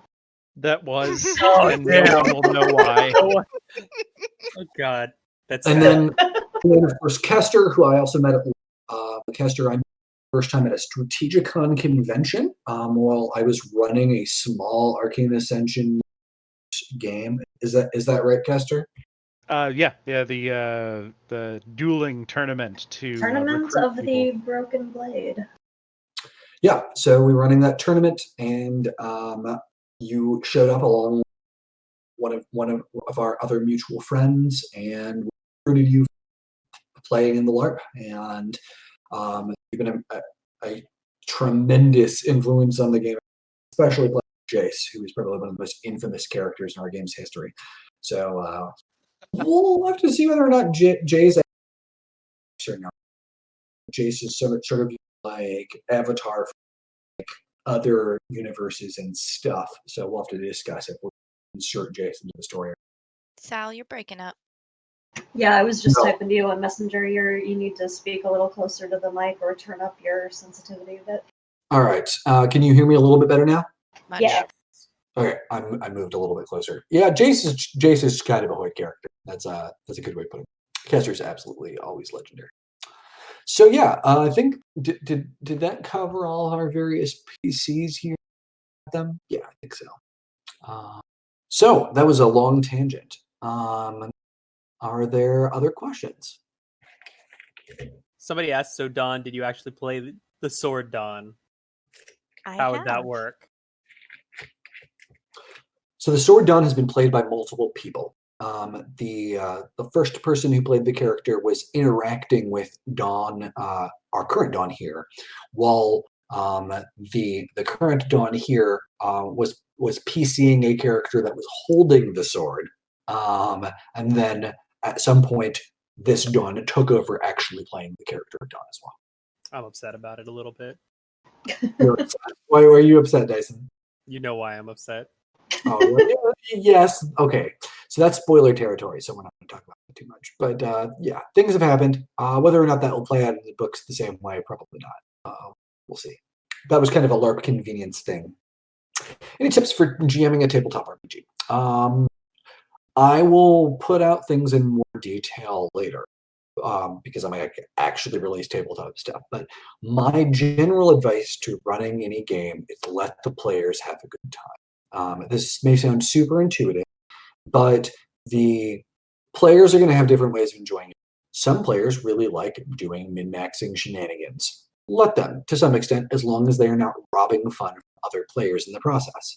Let people break stuff. Let people solve the puzzles in the room in ways that they're not designed for. That is, in my experience, the best way to run a game. Just let people have a good time with it. It requires winging it a little bit more, but I personally, as a player, I loathe encounters that can only be solved in one way. I loathe railroading. I loathe things that only have one solution.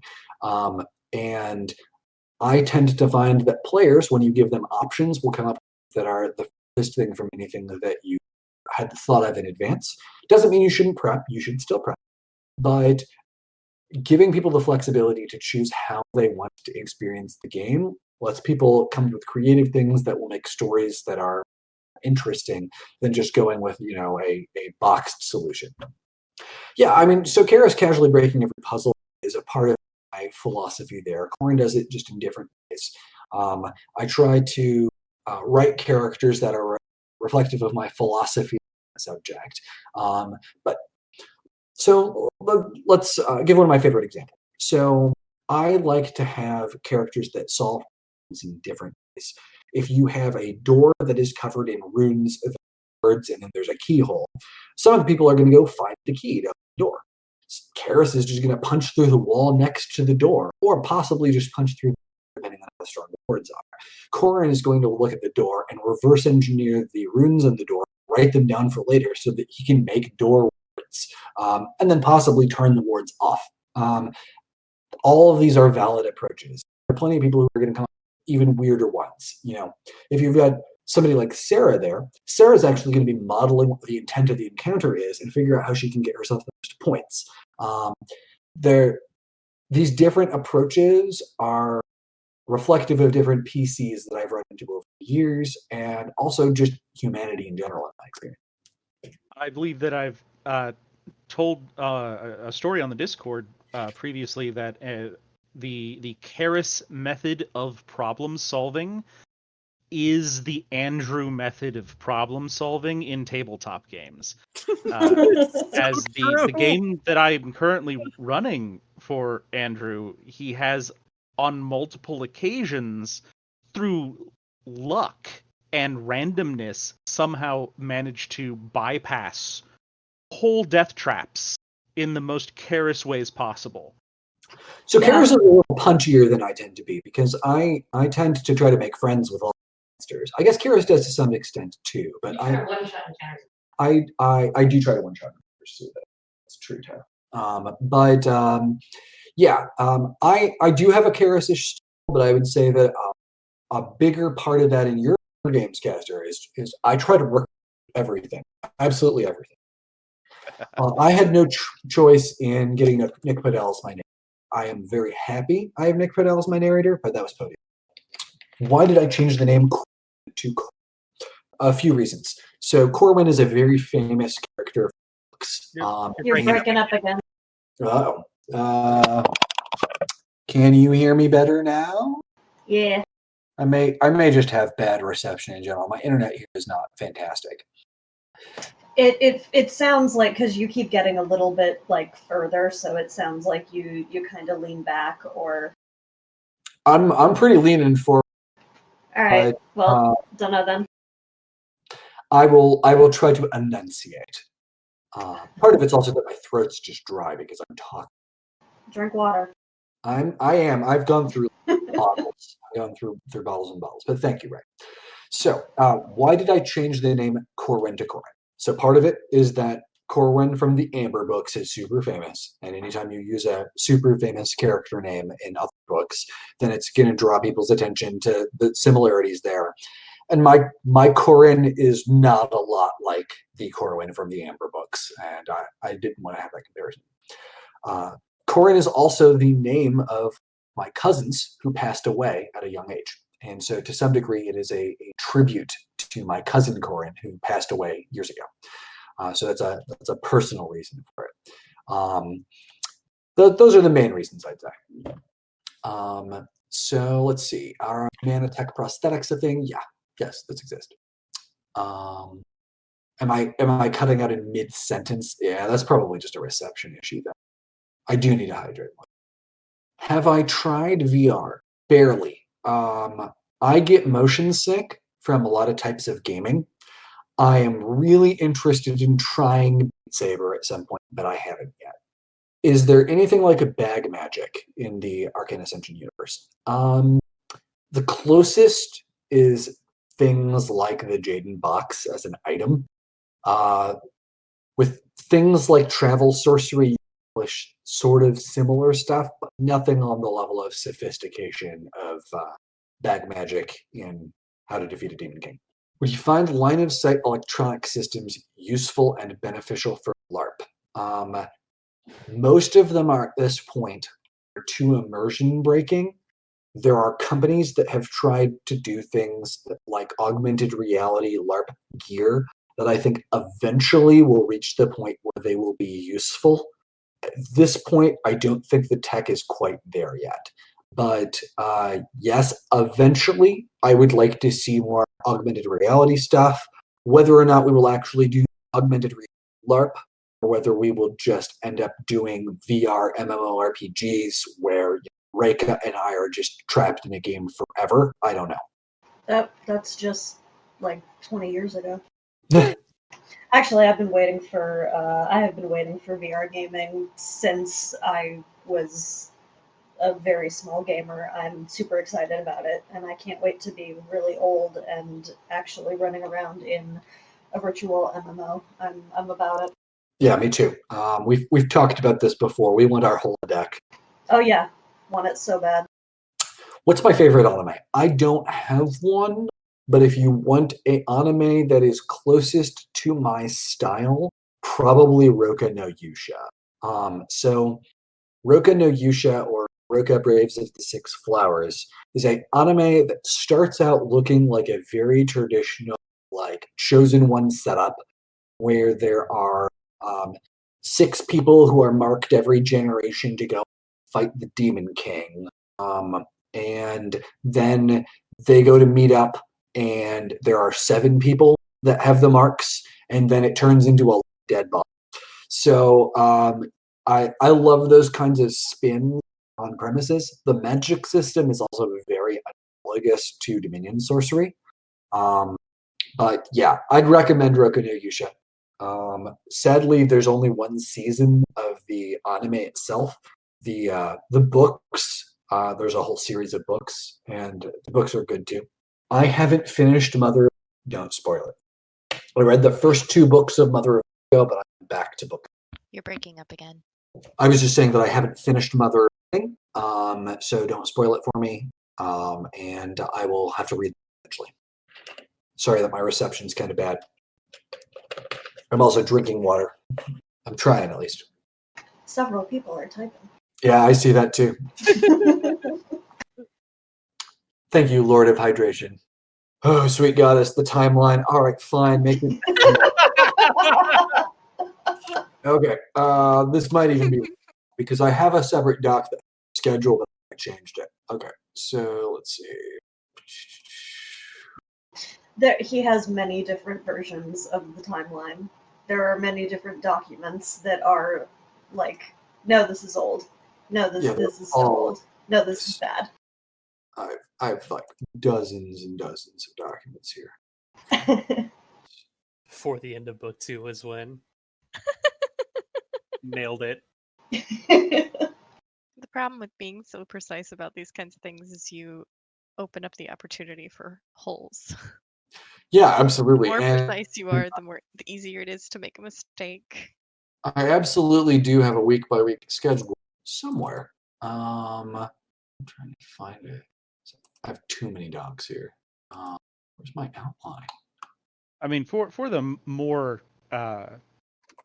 weird timeline questions, I've answered those in many different ways, and they're all possible. Okay, so I have a old one, and I don't know if this is still accurate. No, this is definitely wrong. No, this talks about winter vacation being in the middle of the year, back when it was going to be 2 semesters. So this is totally wrong, and this is a lie. So, and it also has all sorts of tests in here that you've seen, like a siege simulation, and I capture the game. Yeah, so this document is a complete lie and useless. So You should make a folder just called lies. I might have one of those. I know he definitely has a document called Lies.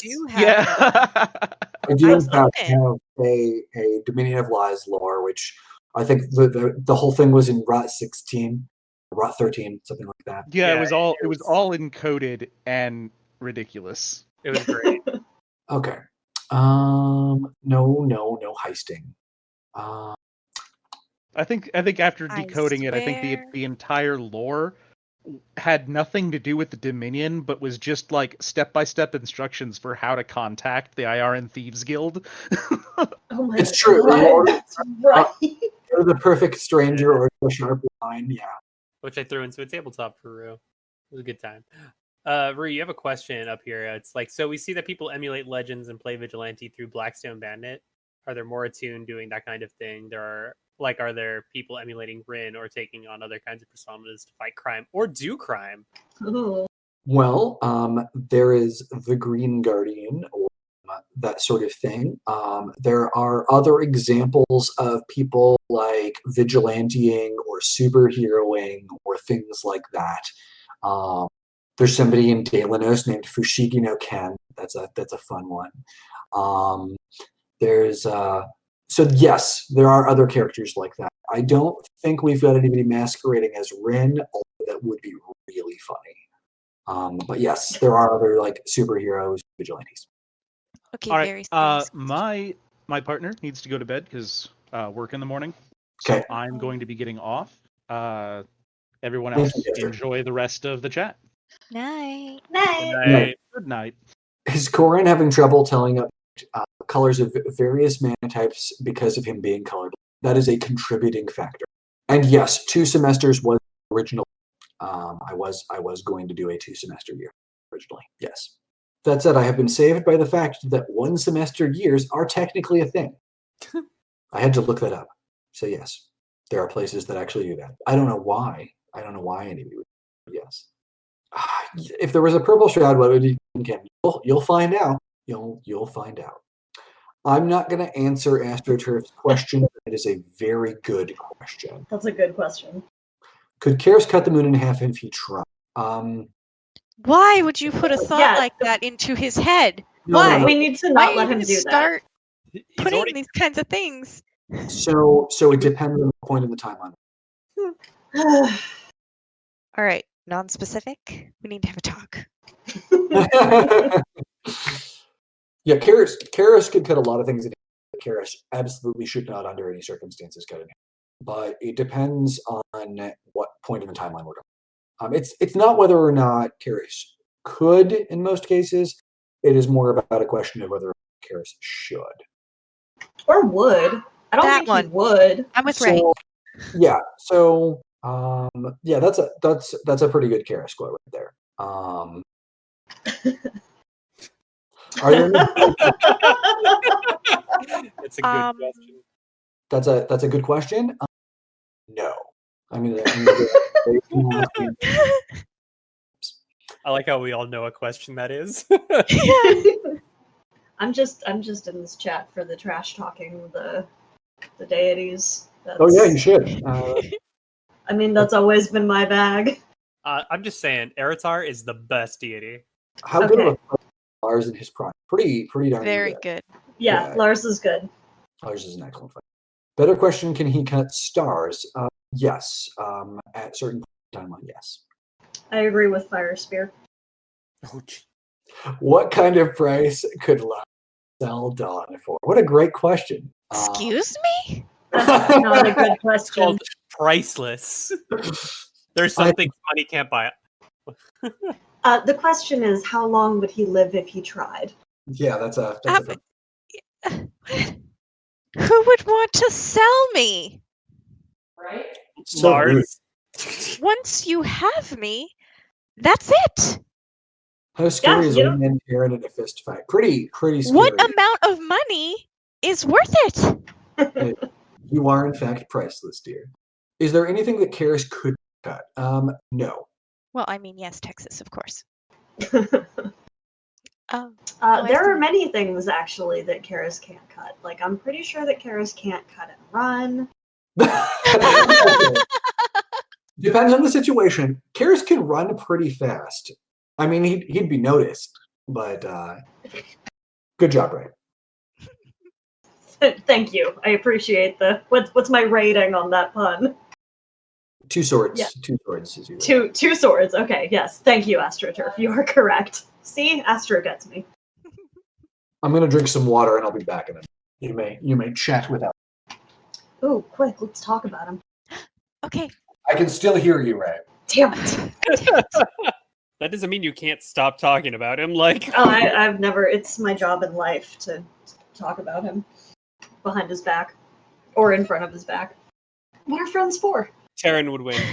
Dyson versus Terran. Terran would win. I know that. I know what I can beat. Like, I would like to think I could win, and Terran might let me win just for the like lulls of it. But Terran would probably win. Yeah. So much hydration. Who is the weakest, most punny god?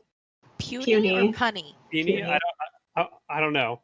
Puny. I mean, I have opinions on that. Let's hear it. Yes. I mean, is it somewhat... Well, I think that probably the weakest, most puny god is someone who just, fancies himself a god. I can hear you too. Hey, you're perfect. Don't shake. I was not talking about you. How does she know that? No, that's fair. That's totally reasonable. God. You could be talking about any one of us that have played gods at some point in this system. It was a pointed jab at some who consider themselves, I don't know, tyrants or something. So in the LARP demon, no one PC'd a god. All the gods existed. I think only a few people ever played them as NPCs. Yeah, talking NPCs. Like, I think Eratar was played, Carasalia was played, Valian was played. Mm-hmm. I think somebody played Verzarsalis. No, Dyson is while I may in fact be a god to some people, and some people do kneel before me. That's a whole different story, but not technically. Really? Who? Why are you asking questions? That's private. Yeah. Reka. Yeah. I don't want to embarrass people. No, we've had plenty of people NPCing gods. That's also a really good question, AstroTurf, that I'm not going to answer. No, we don't ask that question because nobody talks about it. I'm gonna wait till Andrew gets back. I was like, I'm pretty sure that's a spoily question. I could answer that, but I can't answer that. Okay, here's a better question for all you fans out there. Which 2 characters do you ship the most? Wow, you're just stirring up some shit. I am. It's gonna be great. Whoa. You're trying to distract from Oh no, Astro's great. Wow. Look at it go. It just go. I'm so excited for this. Jesus. Reka Karis. Oh god. These are good. Don Karis. These are great ships. Many ship wars before. Okay, wow. Carasalia and Terran, solid. Well, okay, that hurts me. I mean, it doesn't, but it does. Okay, I don't want to talk about it. Don't care what he did. You've been hurt too many times. Derek and me. These are so good. I love all of you. That's what I came for. Temporarily for the ship's Silurian naval. So I'm going to answer an interesting question. So the deities that were in the LARP, did they start as deities or did they ascend through the game? So there were cases of both.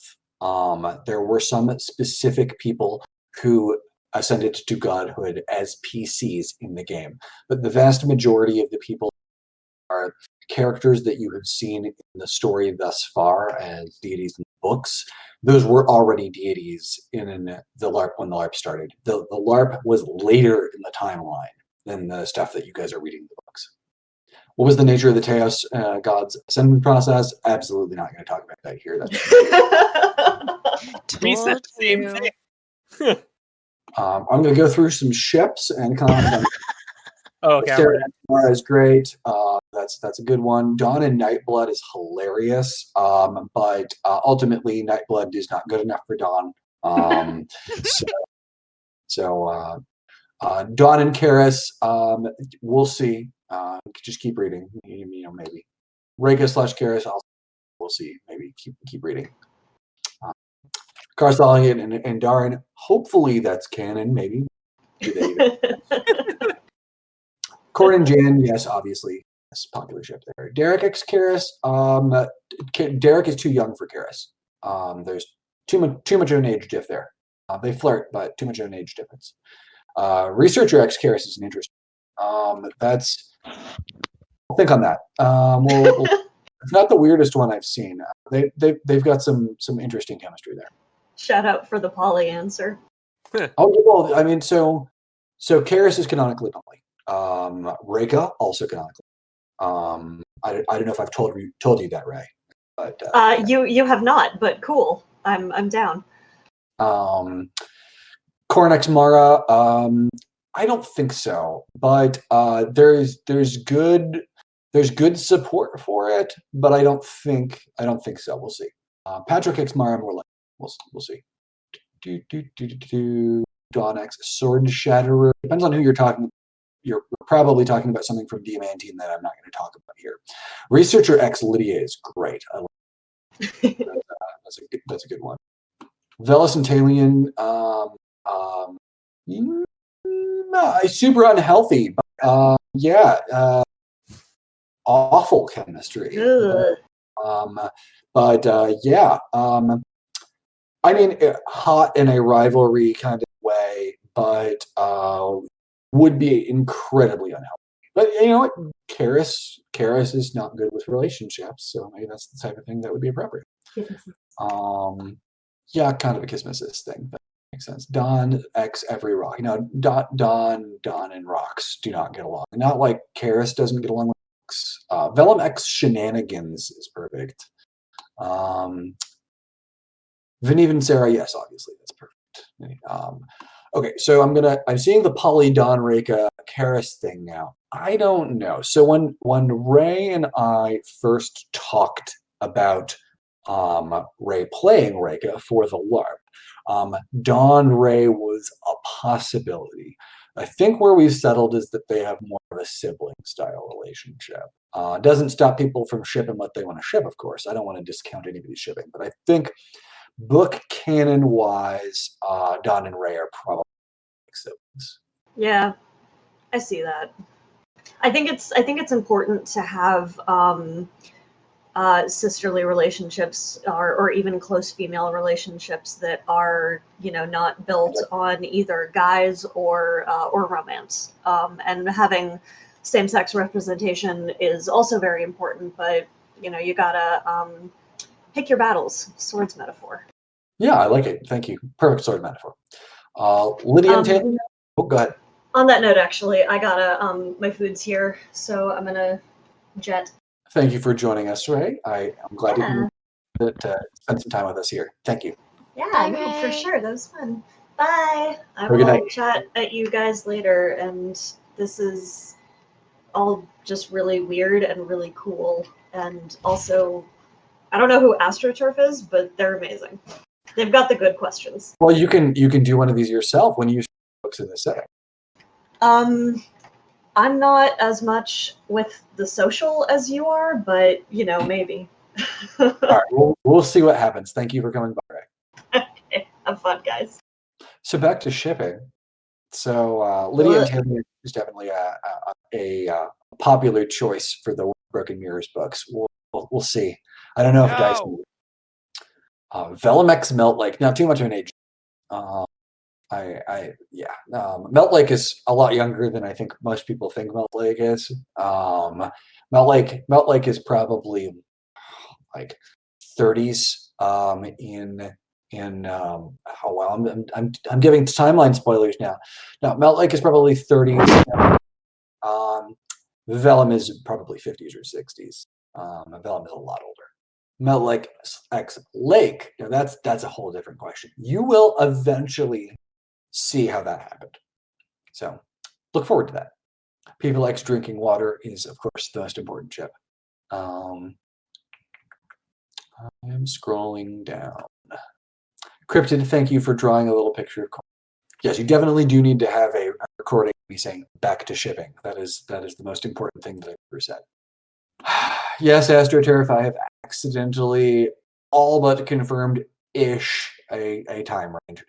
You're in the right ballpark. I'll say that much. Jonan X Freedom. Being Jonan is suffering. ARX Terran, no,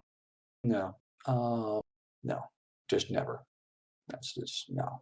There are problems there. Corn X Explosions, yes. Corn X Happiness, no. Corn can't ever have that kind of relationship. I want to put some on there, but I can't because I know too much. You do. You know way too much. Wandering War Velis is an interesting one.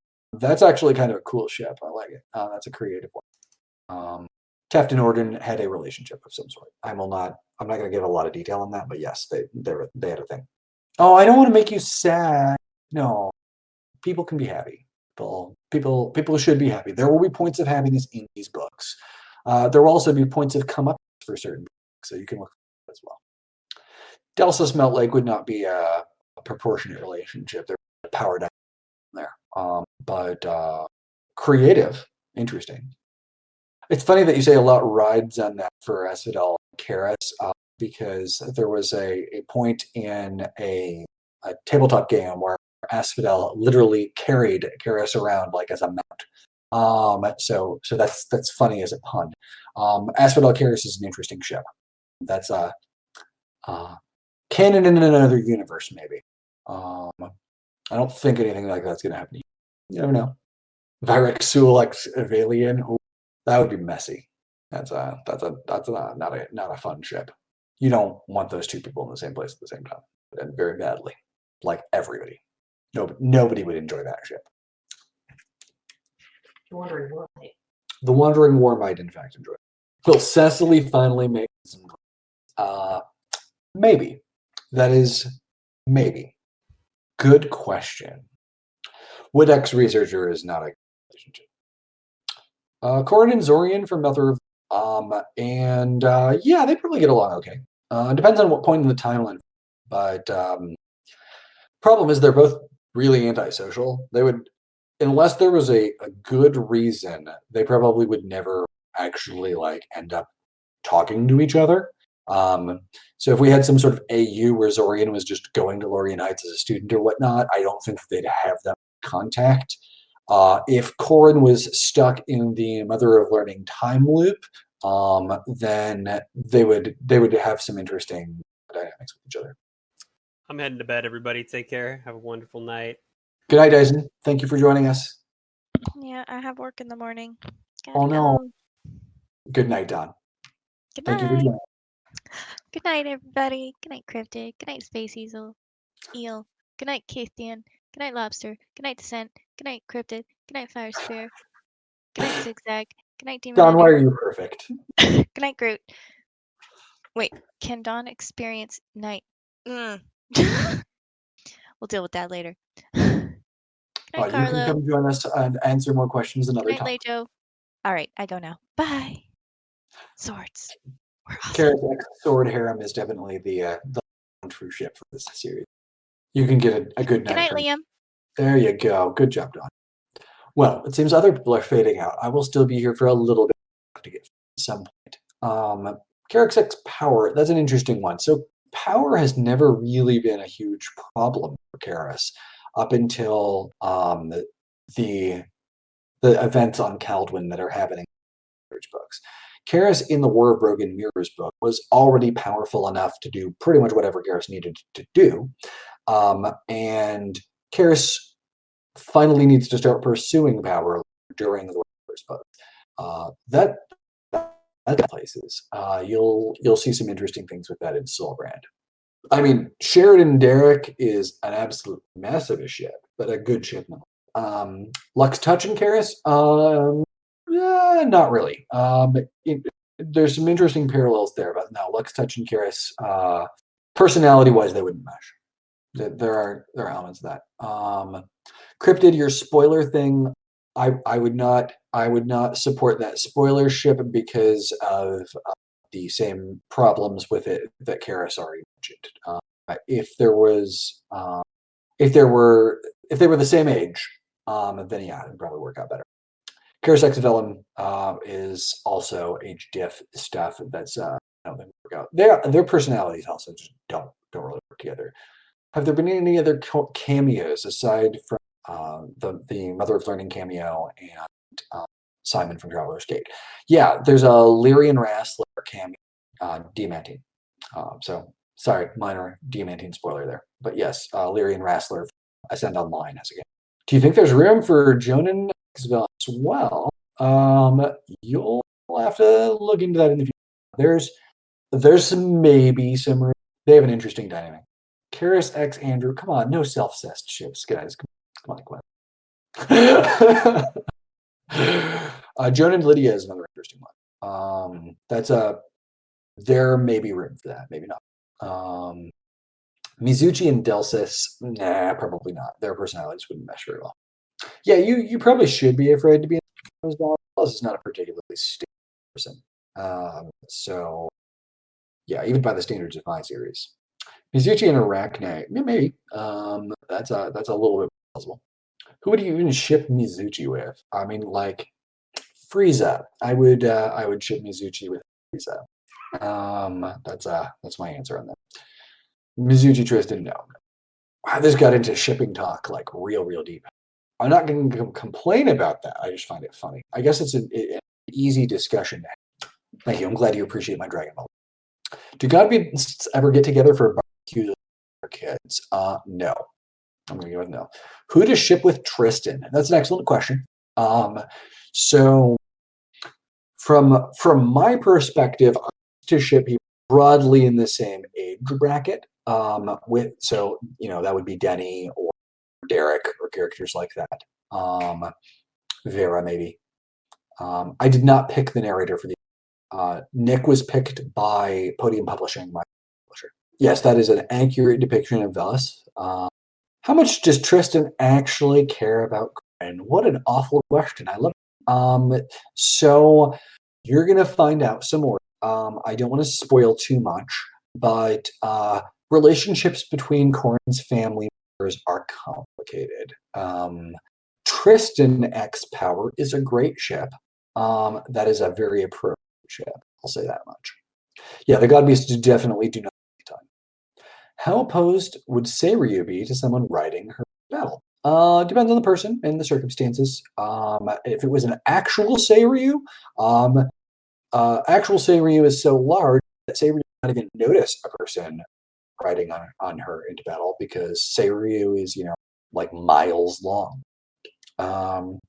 Seiryu and Mizuchi, their true forms are like kaiju sized. Mizuchi's like small kaiju. Seiryu is like city kaiju, like just roll around and smash a city kind of size.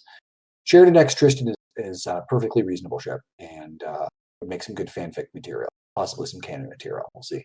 If we'd get a hold of Lux Touch, would Lux Touch ever get away? That is an excellent question. Eventually, yes. Does Seiryu want to be in the tower? Read and find out. Yeah, Shenron. So a Seiryu Shenron comparison is tricky because Shenron is consistent. So I can't really answer that question. But they are analogous to each other. But yeah, the size of Seiryu changes based on perspective in different pictures. So hard to say. Will you ever release a rune picture book with maybe? I didn't do any guidance for Nick on Nick's accent. Nick is just a perfect person. So I have a purity elemental character, Pia the server. They were true summoned from the tower. Died, leaving them stuck out of the tower. Is that feasible? Yes, 100%. You're good. I approve of this RP. Karis claims not to be some blushing virgin. Is this true? Karis is, in fact, not a virgin. Whether or not we will actually tell a story of Karis and his early sword fighting days, I don't know. I've considered young Karis content. We'll see. I generally don't like writing about sexy times, but maybe. We'll see. Will people with all the heretofore mentioned attunements appear in the story? Probably eventually. If Mizuchi is the child of a god beast, who is the other? Fantastic question. One that I'm not going to ask, or answer rather, but yes, that is 100% a reasonable question to be asking. How common are restricted attunements or true attunements? More common than Corin thinks, but still uncommon. I would say 2 attunements is probably something like 5 to 10% of the attuned population. Restricted attunements are substantially less than that. Maybe 1%. If I'm going to give you a number. Is the other parent magnet? Oh, that's hilarious. I almost want to make that canon. It's not, but yeah, Mizuchi being a member really funny. What are the requirements for monsters to be capable of breeding? It depends on the monster species. Monsters have a lot of variety, and there's lots of shenanigans involved with spire monsters. I'm not going to get into that here. If Karis climbed too high and was locked inside a which visage would have to explain to Celise where the top of her tower went? So, excellent question. It would depend on the specific tower. Our monster girls can, yes, monster girls can. There are monster girls and monster boys. I mean, Venive is a monster boy. Let's be serious here, guys. Was original Kael'ford the Empire? Was the original Kael'ford Empire the target of Mizuchi's other attack? No. That's another area. We'll get into that. The Ainu Empire is a story element that we'll get to, which is the pre-Kael'ford. We'll get to that eventually. If a visage wanted to, could they shapeshift into a full-size god beast? Excellent question. I actually don't have a good answer to that. Full-sized is so much that I don't even know if a visage could have the mana capacity to. Probably not. Well, okay, so they could get to the size. They wouldn't be a functional god beast of that size. I'll give you that answer. Do elementals in the towers automatically have shrouds? Does that apply to most spire monsters? Most spire monsters have shrouds. There are some elementals that don't. For that. How feasible are skinwalkers? So skinwalkers refer to a very specific form of Native American folklore that I am not comfortable copying directly into my works, because I do not have a sufficient education in that particular subject matter to do them justice. In terms of RP stuff, you are welcome to roleplay characters of whatever type you want. I will not be incorporating things from Native American into my stories directly, because that is not a type of folklore that I am versed in enough to do them justice. Is mana and dominion the same thing? Mana is an energy type. It is comparable to essence. Dominions are locations that contain essence or mana, that people can draw mana from. Researcher is in fact a monster. Venive, yes, Venive is a monster. 100%, yes. Can elementals native to Cal access dominions? Ooh, that is a good. I'm gonna say yes, but there's some complex. Is there anything more to the Jorgen monster hunting task like it? I don't think I have a canon name of Jorgen. She's a reference to Kumoko, so you can refer to her as Kumoko. Whether or not I did Kumoko justice, I don't know. Yeah, she's a Kumoko joke. That is another one of my. She's not an actual cameo character, but she's close. Do you tend to mostly draw from traditional D&D-esque monsters, Eastern lore, and stuff? It depends on the specific series. So for War of Broken Mirrors, I tend to create my own stuff. For Arcane Ascension, it's more D&D monsters and more Japanese mythological stuff. And then random stuff that I've shamelessly stolen and adapted to the setting because the style of Kaldwin is supposed to be JRPG-ish, which means taking things from real-world mythology and skewing them. I do that specifically with mythological characters and concepts that I'm particular with, so that I can either do it justice, or if I'm familiar enough, I can say no one is going to care. Very few people are going to care if the four symbols are depicted weirdly because they're their own, the cultures that the four symbols are also depict them in a broad variety of different ways that are turned into fantasy versions all the time. So I don't feel that it would be inappropriate to depict the four symbols as weird fantasy characters because their cultures do so. Is it too early for dominating mana conversion ratios? That's a thing that could be done, but I don't have those. Venive can be both a monster man and a monster boy. Those are not mutually exclusive as far as I'm concerned. Is Venive Mizuchi's dad? No. Yeah, Kitsune. Yes. Kitsune are yes. There are Kitsune. There are Kitsune, there are Tengu. I will give you that Kitsune and Tengu exist. Talion fights one fictional character from a universe. Who is his equal match? That depends on where we are in the timeline.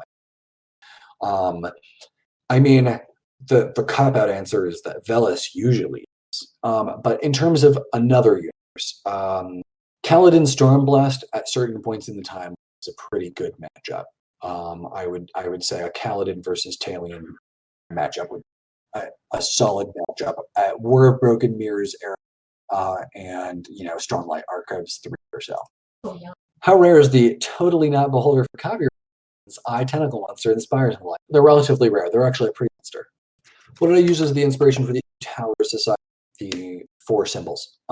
So Arachne is intended to be a odd one out in terms of the symbols. That's 100% deliberate because the Spider Spire is a weird one in general. Orochi was chosen because Orochi is a figure from Japanese mythology that could easily fit in with that kind of template. Let's see, are shoulder marks on the swords of the tyrant the same as the marks Joan gives himself? Not identical, but similar. Are there Tanuki?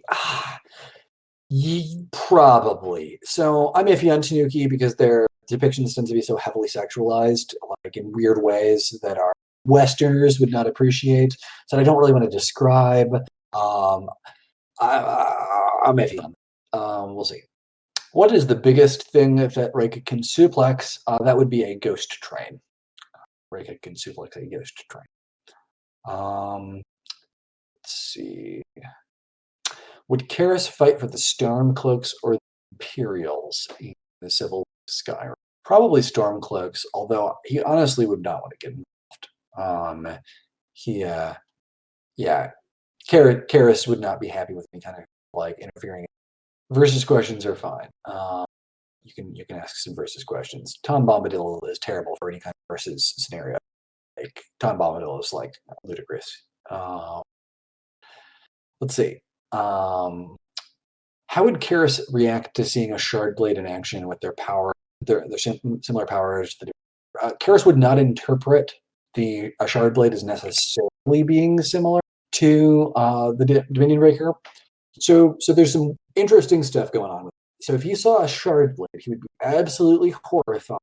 If we're talking about Karis at the like Diamantine level, because Karis would have a better idea of what a shard blade actually is than most of the protagonists in Stormlight do at like the early books.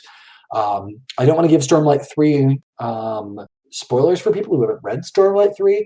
Karis would see that and be horrified by the true nature of shard blades and probably work very hard to try to.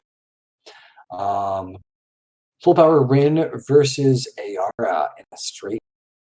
That's a very interesting fight that could go. That would be circumstantial. That would be an absolute mess, and no one would want to get anywhere near that.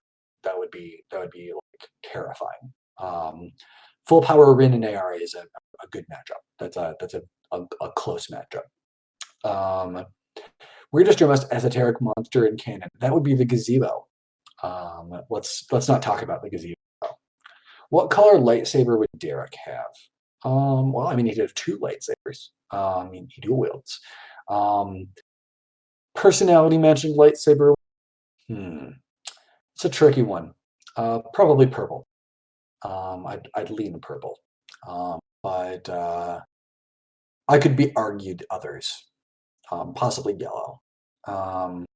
What's something you can tell us about Rin that we don't know? Well, Rin has a close relationship with Siona, who I mentioned in the story, and you will eventually get to learn the relationship dynamic between Rin and Siona in one of Rin's books. Maybe not the first one, but I'm looking at. Full power Karis versus Rand. If we're talking full power, meaning Arcanist Karis, their powers are just both absolute nonsense. So I have not read The Last Wheel of Time. So I am aware of some of the things that happen in the book. But my understanding is that Rand gets into some reality altering shenanigans that would be very tricky to deal with. I don't want to spoiler what Karis's full ability set is by Arcane Ascension era, but I will say that Karis at most points in Arcane Ascension versus most versions of Rand would probably stomp Rand because Rand does not move quickly enough to handle somebody like Karis' speed. Karis is basically an automaker, and most Western protagonists don't move at the kinds of speeds that people like Karis do, unless it's Will White's characters or that sort of thing, also sort of anime derived. So presuming that somebody like Karis was actually going bloodlusted, I think he'd probably beat most characters like Rand or other Western protagonists simply by virtue of going too quickly. Also, Balefire wouldn't Karis, so you've got my canon answer on that particular. Is there any type of creature that Karis would mimics? No, probably no. I mean, if there was a mimic that was like a sword mimic, then yeah, like other types of mimic categories maybe. Nightblood would in fact be somewhat closer to the Zaycast. Karis would be disturbed. Tom Bombadil versus Debbie was an interesting thing. I saw those versus battles a while ago. Suvudu versus battles or whatever. Those were fun to read. Aera versus tried to cancel her cable. Yeah, Aera owns the cable, so that's an issue. Karis and Arcane Ascension being relative to AI, maybe. I'm gonna say maybe on that. I would not necessarily equate that because while I would say that full power Rin is comparable to Aera, I would not necessarily that current Karis is. I'm gonna leave that open, and you'll to see. Defying Destiny Karis versus Endgame Byleth. So Byleth having time shenanigans is an advantage, but like it's a great sword fight. I mean, I think Karis takes this pretty easily. There's very little evidence that I see that most Fire characters are speedsters, and almost all characters are. Like Defying Destiny Karis is not that fast, certainly not as fast as series Karis, but still substantially above human speed, whereas most Fire Emblem characters are generally. So I think the speed advantage would be much. Sword Sage versus Karis is a great match in terms of overall power level. Karis would probably win because the sword a bunch of jades, so he's not great. I think we're gonna have to go with that. Dawn Mimic would be the absolute worst. Duck's Touch is kind of a sword mimic, so yeah. Karis would hate that, yeah. Will Karis ever see his Wrath? Raiden find out. Good question. A friend of mine described Karis in Sam as an anime protagonist in a D&D campaign. Yeah, that is pretty accurate. Although, like, the whole setting's a little odd. But Karis is Karis is really a like Dragon Quest style Yusha that in Broken Mirrors was completely out of place. When Karis gets to Kaldwin is much closer to what actually suits Karis as a protagonist, except there's still too much political nonsense, and Karis still has a lot of trouble. Corrin at the end of AA2 versus start Forging Divinity. That's a question. Talion still wins, but I would say that maybe by the end of A3, Corrin might have a shot. Are time cops still canon? Well, no, probably. Well, maybe yes. I don't know. We're not even talking about it. Is there anything analogous to Pact of the Five, re-equip magic, and fairy? Basically storing one extraplanar space and summoning it. Let me think on that. There are types of Dominion Marks or attunement that could do that. Actually, yeah. So there's going to be a care and carefully worded wishes that has something. So yes. Which Dark Souls or Bloodborne boss would have the best chance against AA Karis? None of them. So most Dark Souls and Bloodborne characters seem to move at ordinary human speeds. And so, yeah, Karis stomps all over them. Corrin versus Spider-Man and Home. That's an interesting one. Spider-Man's stats are so high that Corrin would have a time with that. Like Spider-Man's physicals are just absurd. So basically the question is, does Corrin have prep time? If Corrin has prep time and knows what he's up against, then he'd figure out shenanigans for it. But under ordinary circumstances, I would go to Spidey. What classes and levels would Karis be in the Scrolls universe? It depends on the Elder Scrolls game. Like that varies a fair bit. I don't know the numbers for the level scale for the Elder Scrolls game well enough off the top of my head to give them. So I'm a pass on that one. So to attune, go out to places like the Unclaimed Lands are difficult. Low magic concentration. But let's see. Why build the elemental temples out there? The elemental temples are pre-attunement. They're way older. So yeah, the elemental temples were sources of magic before. Infinity Gauntlet, all stones, or all but one versus Dominion. So, interesting question. Depends on if we're talking about comic books or like MCU. Dominion Breaker, I think, handles the MCU version of it in terms of like direct power comparison pretty easily. Like if we're talking about like, could the Dominion Breaker break the Infinity the stones if like Karis hit it, then I would say actually it would apply to both. Yes, the Dominion Breaker could like on contact break an Infinity. The Infinity Gauntlet is a much broader power set. It's more useful. So a person with the Infinity Gauntlet would probably beat a person with the Dominion Breaker if the person with the Infinity Gauntlet was competent.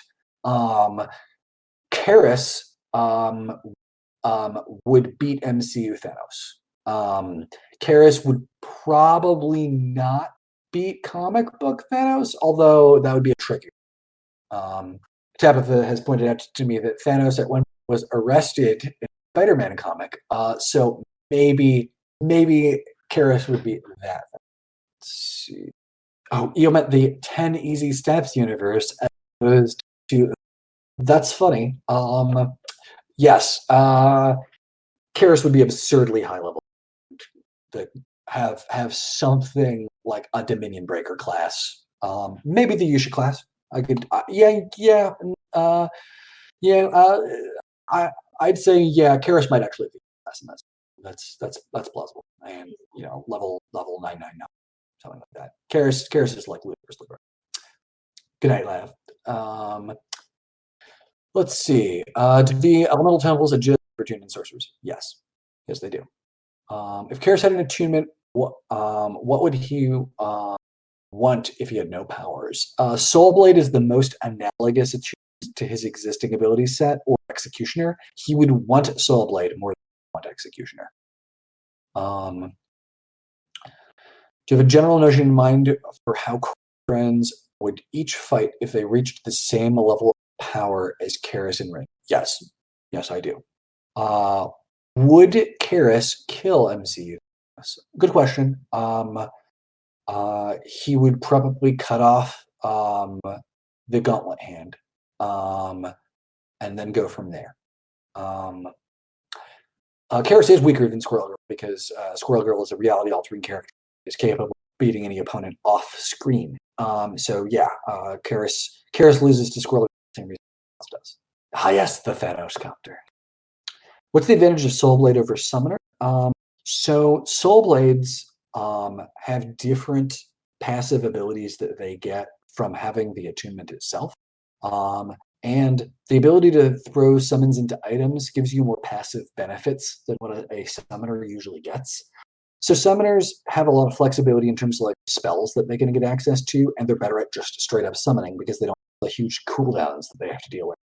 But if you want to be a melee fighter, Soulblade is generally because you throw an elemental into a sword, magic sword. Summoner can't really do anything analogous to that. Are there mana crystals in Mythos? Yes. Karis versus Deadpool. So like Deadpool's another fourth wall breaking character. So it's tricky to have that kind of matchup. In terms of a fair fight, Karis is too much of a speedster from most versions of Deadpool, and Karis is a hard counter. So Karis beats most iterations of Deadpool, like movie Deadpool.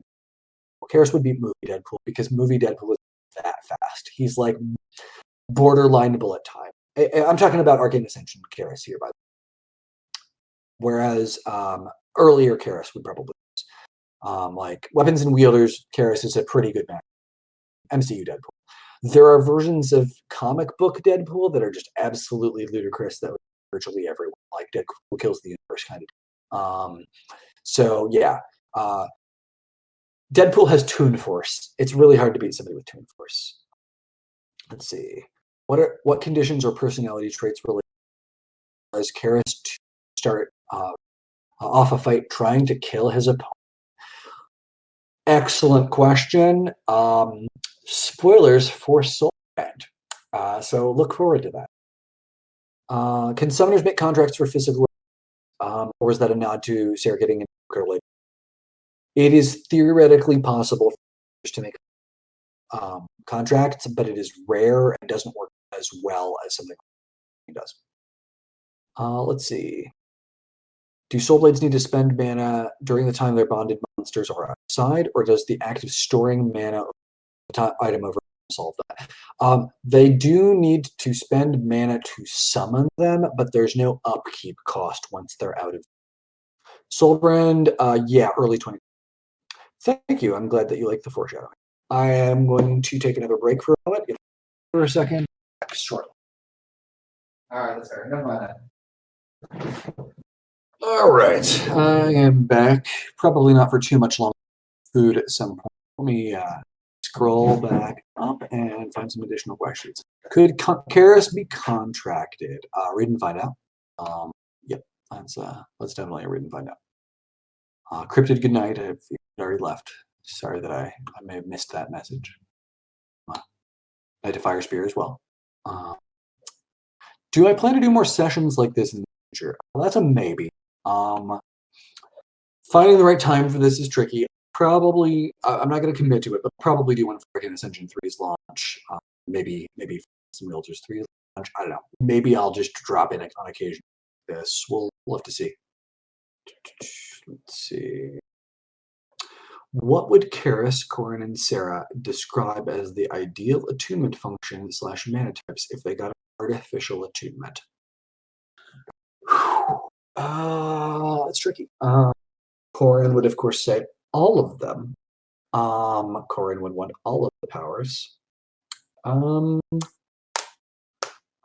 Ideal is an interesting question. Depends on whether or not they are designed to supplement the character's existing skill set or as a standalone. So I'm going to take some time and think about that at another time. Have a good night, Liam. But yeah, I would have to think about that. So would they in order to answer like what 2 or 3 mana combination each one function they would want. You can presume that Karis would want something that enhances his swordsmanship for possibly a contract-based attunement that would enhance his abilities with like Dawn or things like that. Sarah might want something that has some synergy with the existing attunement and enhances its properties further. I am not going to answer any questions about how the Visage's abilities work. That's a. But I'd be willing to talk more about the main unique attunement functions. So for the most part, unique attunement functions are lies. Most attunements don't actually have any true unique functions. They do have functions that are built into them that they are able to do by default automatically, but those attunement functions can still be replicated through other means. And yeah, Karis would want something Soulblade-ish. Soulblade's a pretty good attunement concept for Karis. As for like specific details about unique attunement functions, I'd need more specific questions to answer those. How's the Valian education compared to other countries' attunement education? Depends on the country. There are some regions that teach things about it, attunement functionality and stuff earlier in life in greater detail. Like Edria has a more combat attunement focused education process. What's the elementalist domain? So the closest thing to a unique function of the elementalist is something that has to do with blending attunement mana types to make composite mana types more easily. That is the reason why they have access to light immediately.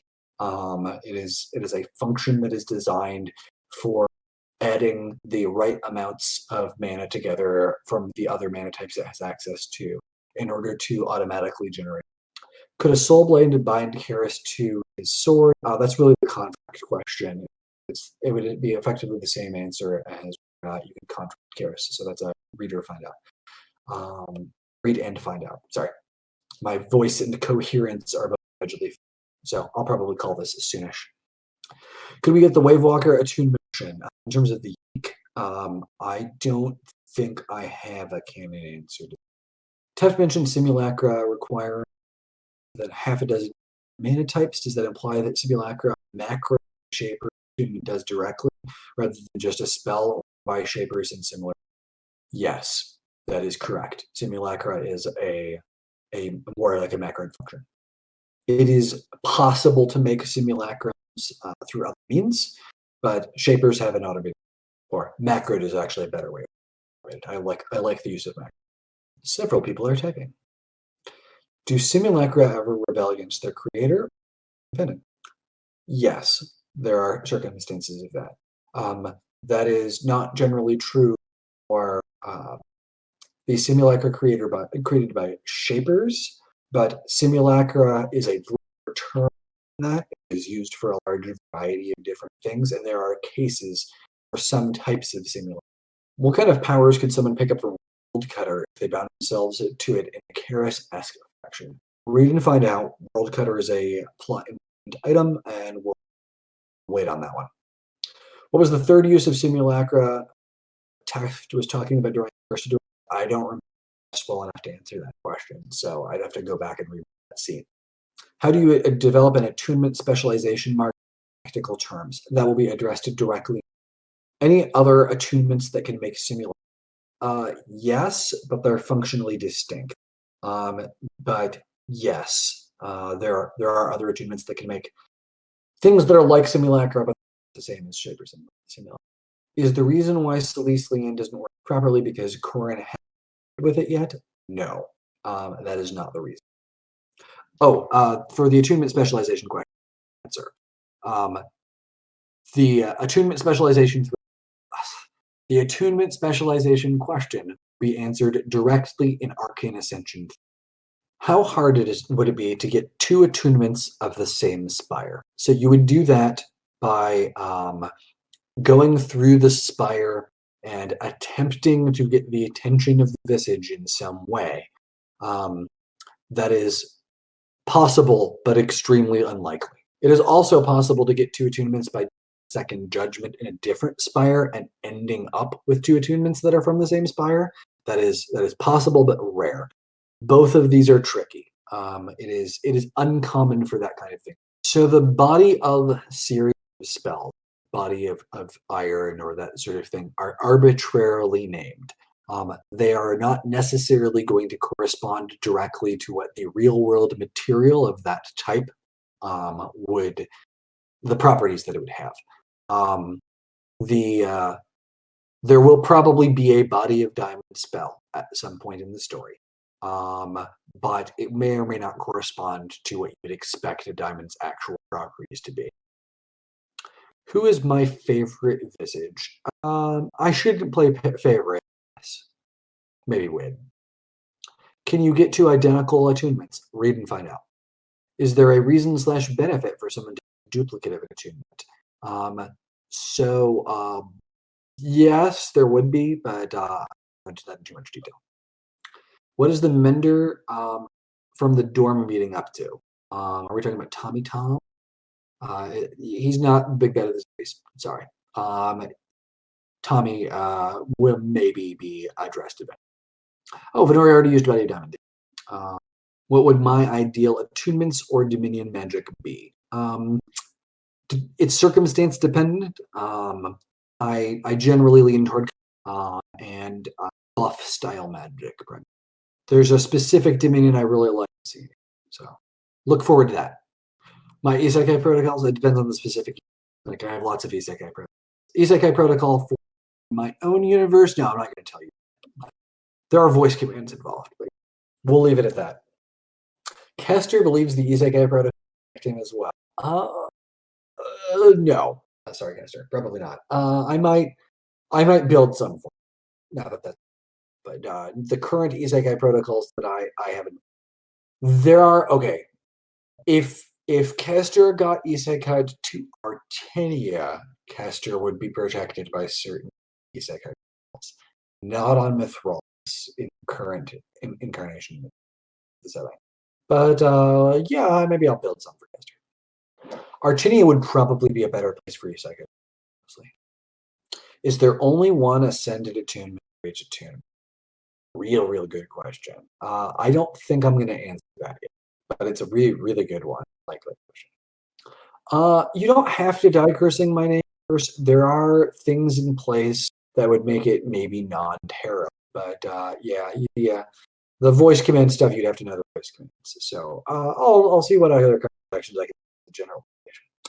Besides martial skill and generally dangerous, what are the traits Karis look like?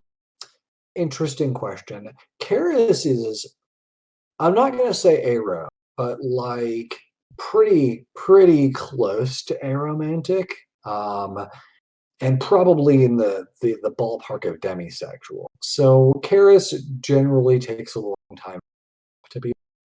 I think that having a strong interpersonal connection in terms of things like shared interests, which is martial skills, that is an important element to that, and shared experiences. Basically, Karis would enjoy a relationship with people that Karis can go on crazy adventures with. That's pretty much what that comes down to. How far away IRL from seeing non-Milos or Keldwin continent? Artenia is probably next, because carefully worded wishes will take place on Artenia. I don't know how long that's going to be in terms of real time. Probably a year or two. Depends. I might get a co-author. That would make it faster. We'll see. If Sarah used a bind spell on Derek's soul summons, would yes, if Sarah had enough. Yeah, Karis is Aero spec, but probably gray Aero Demi Demi Aero, something in that spec. Oh, good question. If Sarah hadn't burned out her score, how close would she be to Sunstone? In that hypothetical situation, Sarah would be closer to Sunstone than anybody in there.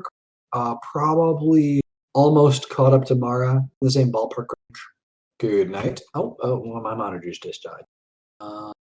Okay, monitors back up.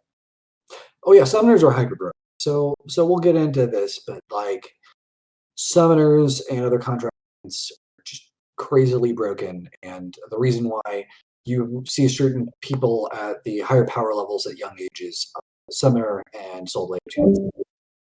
Why would the teachers allow Jin to take the same tests as court students when he was a Sunstone? So it is understood that foreign exchange students are there for social dynamics and not necessarily for the same education process. These foreign exchange students are there to build safe and healthy relations between various different countries. And so they are given different curriculum that is on the side so that they're actually going to be making progress. But the reason why they're in the same classrooms as other is more about building relationships than them actually getting the education. Although to be fair, some of the general educational and stuff have nothing to do with power level. They're just history, that sort of thing. Have the Visages considered putting out a summon? Yes, and Visages have nerfed attunements before. Are any Visages still completely dedicated to working for Solis charged them one? Are there any Gandalfs, or is it a pantheon of Saruman? So that's a little too spoilery for me to answer, but there's shenanigans involved there. So we will get more Visage motivation, plot, and such as the series progresses, but it's probably going to be a while before too much of that. Best magic types for reverse characters. Juggernaut attunement, probably. Yeah, I'd probably go with Juggernaut attunement.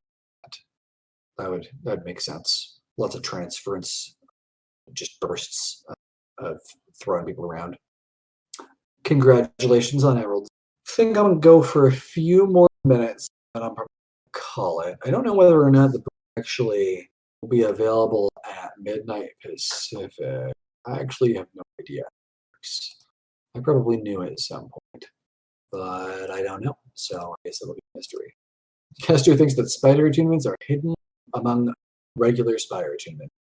Is he completely crazy? He's not completely crazy to say if he's right or not. Kester has all sorts of disease. Kester also has a lot of inside information you guys don't have. So yeah, Kester has some interesting ideas. You definitely don't want to see what would happen if there was a drunk Solis given an announcement. That would be bad. Soda. Interesting question. I don't think I've addressed that. I'm going to say tentatively that some analog to soda should exist. There will be sweet drinks of some kind, whether or not it's made with carbonic acid. Will corn ever get a sick bug as a retainer? Good question. Maybe. I do like combat butler characters, like Kester's butler. Someone definitely. Whether or not it'll be Corin, I'm not sure. Will Patrick spec into the butler tree? Maybe. How do other city shields in Valia get enough power without a aspired? Read and find out on that one. Will the Rocks ever get their revenge on Karis? Good question. We'll have to see. They'll try. There will be occasions in which they try. Who's your favorite side character and why is it Patrick? Patrick is just such an adorable fly. Everybody loves Patrick. I also really love Ari. Ari's like my little Naruto. Ari's super cute. Venive is actually perfect. I like writing non-human characters a lot in general. Oh, and I guess Dawn's off. If Dawn was here, Dawn's not really a side character. Dawn's a main character, so I can dodge that. Is it possible for a Visage or higher level to get drunk? Their natural resistance treat the alcohol as poison. A good question. Most alcohol would not work. Visage, it is possible that specialized alcohols might be able to. You might be able to make an alcohol Visage. Ferris drinking in bars is canon. Whether or not Ferris gets drunk is questionable. Bars would certainly try to find ways to get players drunk, although that may actually be extreme. Of the various different visages, a drunk Ferris is probably one of the worst ones to deal with. That would be. If you made special alcohol for visages and sold it, how which would it make you? Depends on the specific visage and whether or not you could actually get to drink it or not they liked it. Potentially very. There are definitely visages that around a lot. There is no brewmaster attunement. Ironically, the assassin is the best at the game. How do visages get money? That is a good question. So yeah, there's a mega church. There are mega churches, lots of mega churches. Like they also have government positions. But really, they have ways of literally that they can create things that are worth currency. So a visage could trivially create something, a mana crystal, or just give someone an attunement if they wanted money. But yeah, they don't really even need to do that. They have tremendous resources already, like the Spire, just access to government, banks, and all that fun stuff. We speculated on using a mix of nature, water, poison, and perception to directly call out and make it taste nice. Lots of ways to improve efficiency. Enhancement, I'd throw an enhancement in there. Keeps better that way, and enhancement make it tastier too. Oh yeah, of course they also do rock for teenagers of their third. Yes, absolutely. Kester talking about everybody having enchant is only sort of kind of. I'm not going to get into that into too much detail, but there are things that everyone do. They are not the same thing as what enchanter routine does. So Kester's only sort of right. That's a complicated thing that's going to come up more in the story. So we'll talk about that in later books. Is there anything you wouldn't throw an enhancement protection onto? Yeah, it has trans in it. You really don't want to mix those. It's probably a bad idea. Also, there are things that you don't want to be too potent or that you want to wear off. So keep that in mind. Would you ever consider writing about a judgment person for taking? Yes, I would consider that. How much is one copper worth in dollars? There's no one-to-one connection there. Economies are structured. Yeah. Also, don't protection of your debuffs. That's a good call. To have cost of living work out in copper. It's regional. There's actually several different currencies. So, like, Edria copper is not worth the same thing as Valley copper. In fact, I think Edria has iron instead of copper. I don't have those numbers in front of me. I do have spreadsheets for some of this stuff, but I'm not going to say that I'm ever going to drop this completely to canon, because when you start throwing in the cost of bread and stories, it invites a degree of scrutiny that I don't think is healthy for a story. I think that getting into that kind of econ, like, oh, if our cost of bread is this and a sword is this, then we have these weird economic effects. I don't necessarily want to get into that.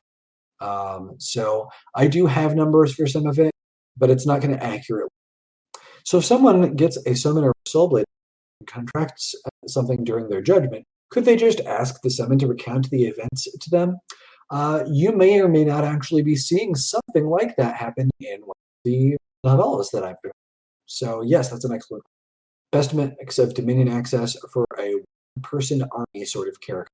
That doesn't involve being a Vacas or some other non-human entity like either dream or spirit. Those two are probably, or those three are kind of the dominions that are used to emulate other dominions. And so sufficient mastery of something spirit can accomplish virtually anything. It's not necessarily as efficient as having actual, but you can do inefficient copies of things with those mana types. Read and find out on what's on top of the towers from the end. That's actually a pretty good question.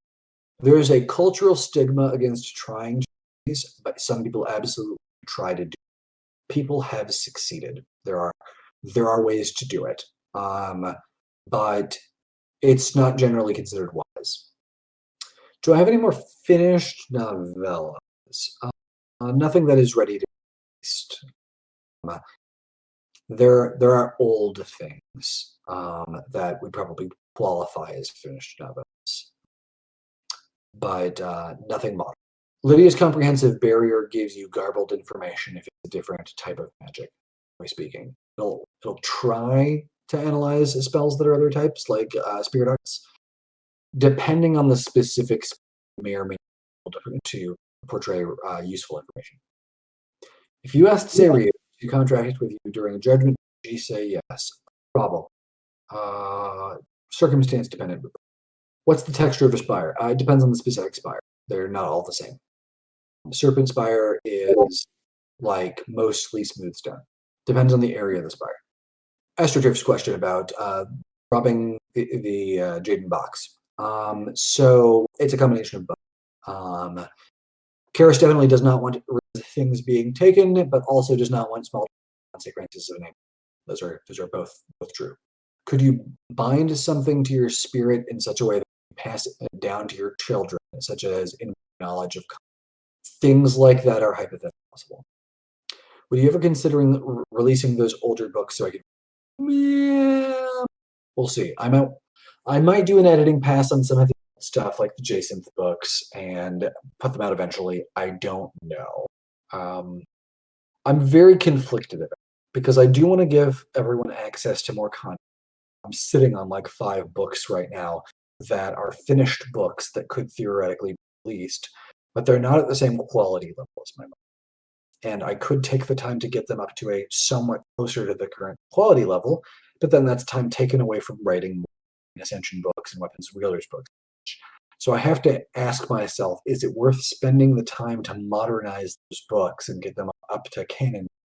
Or should I just write more books? And I haven't really settled on the answer to that. Would it be accurate to think of Caelford as steampunk, magitech, or science?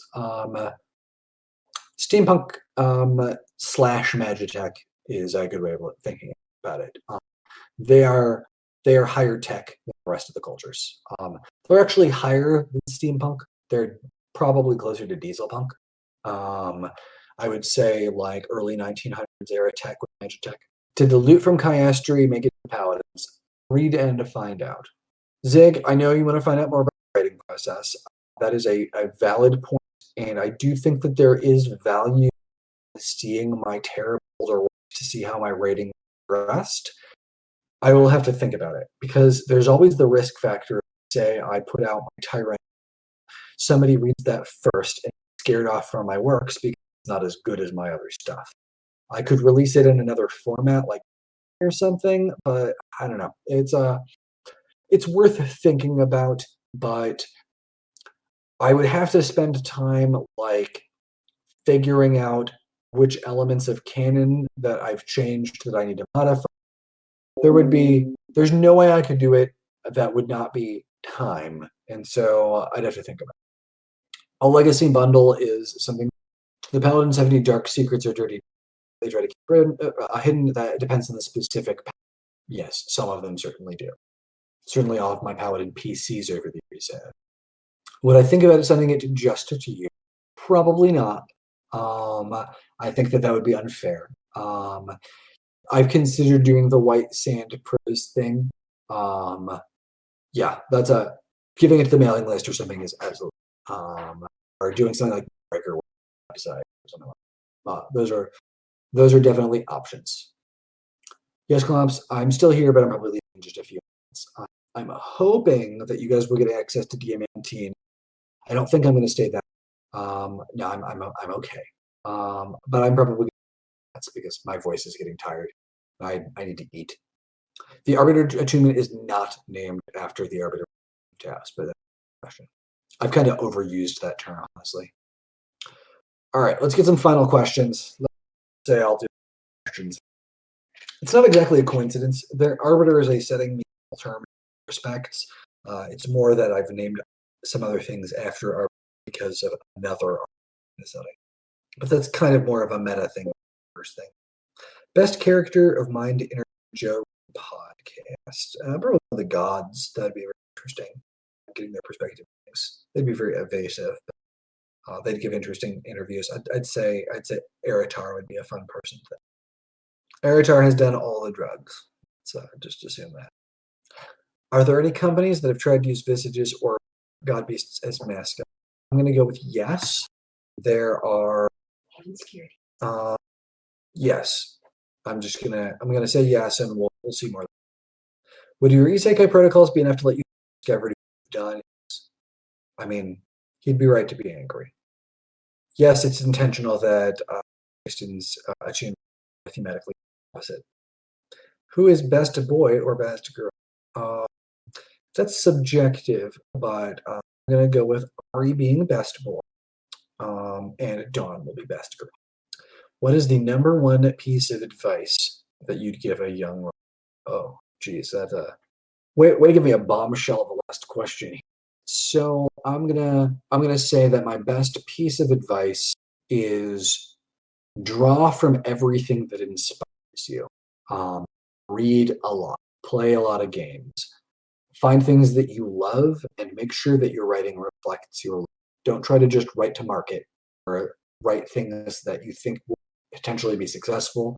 Get hyper familiar with what you're going to be writing, and then write something that you really truly enjoy, you're passionate about.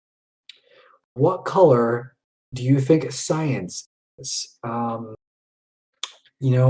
Glumps, I'm going to say that science is a wonderful rainbow. How am I so active in the community and time? Answer is that's the truth. Okay, everyone, I'm going to get out of here and get food and all that fun stuff. Last thing I will say is that thank you all for being here. I appreciate everybody's support. You guys are awesome. I hope that you enjoyed this. I will try to do this again at some point. If you enjoy the like Diamantine or any of these other books, please leave reviews and ratings and all that fun stuff. Spread the word to friends, etc., etc. That's all helpful for me being able to continue in the future. So thank you all. Have a good night. Take care.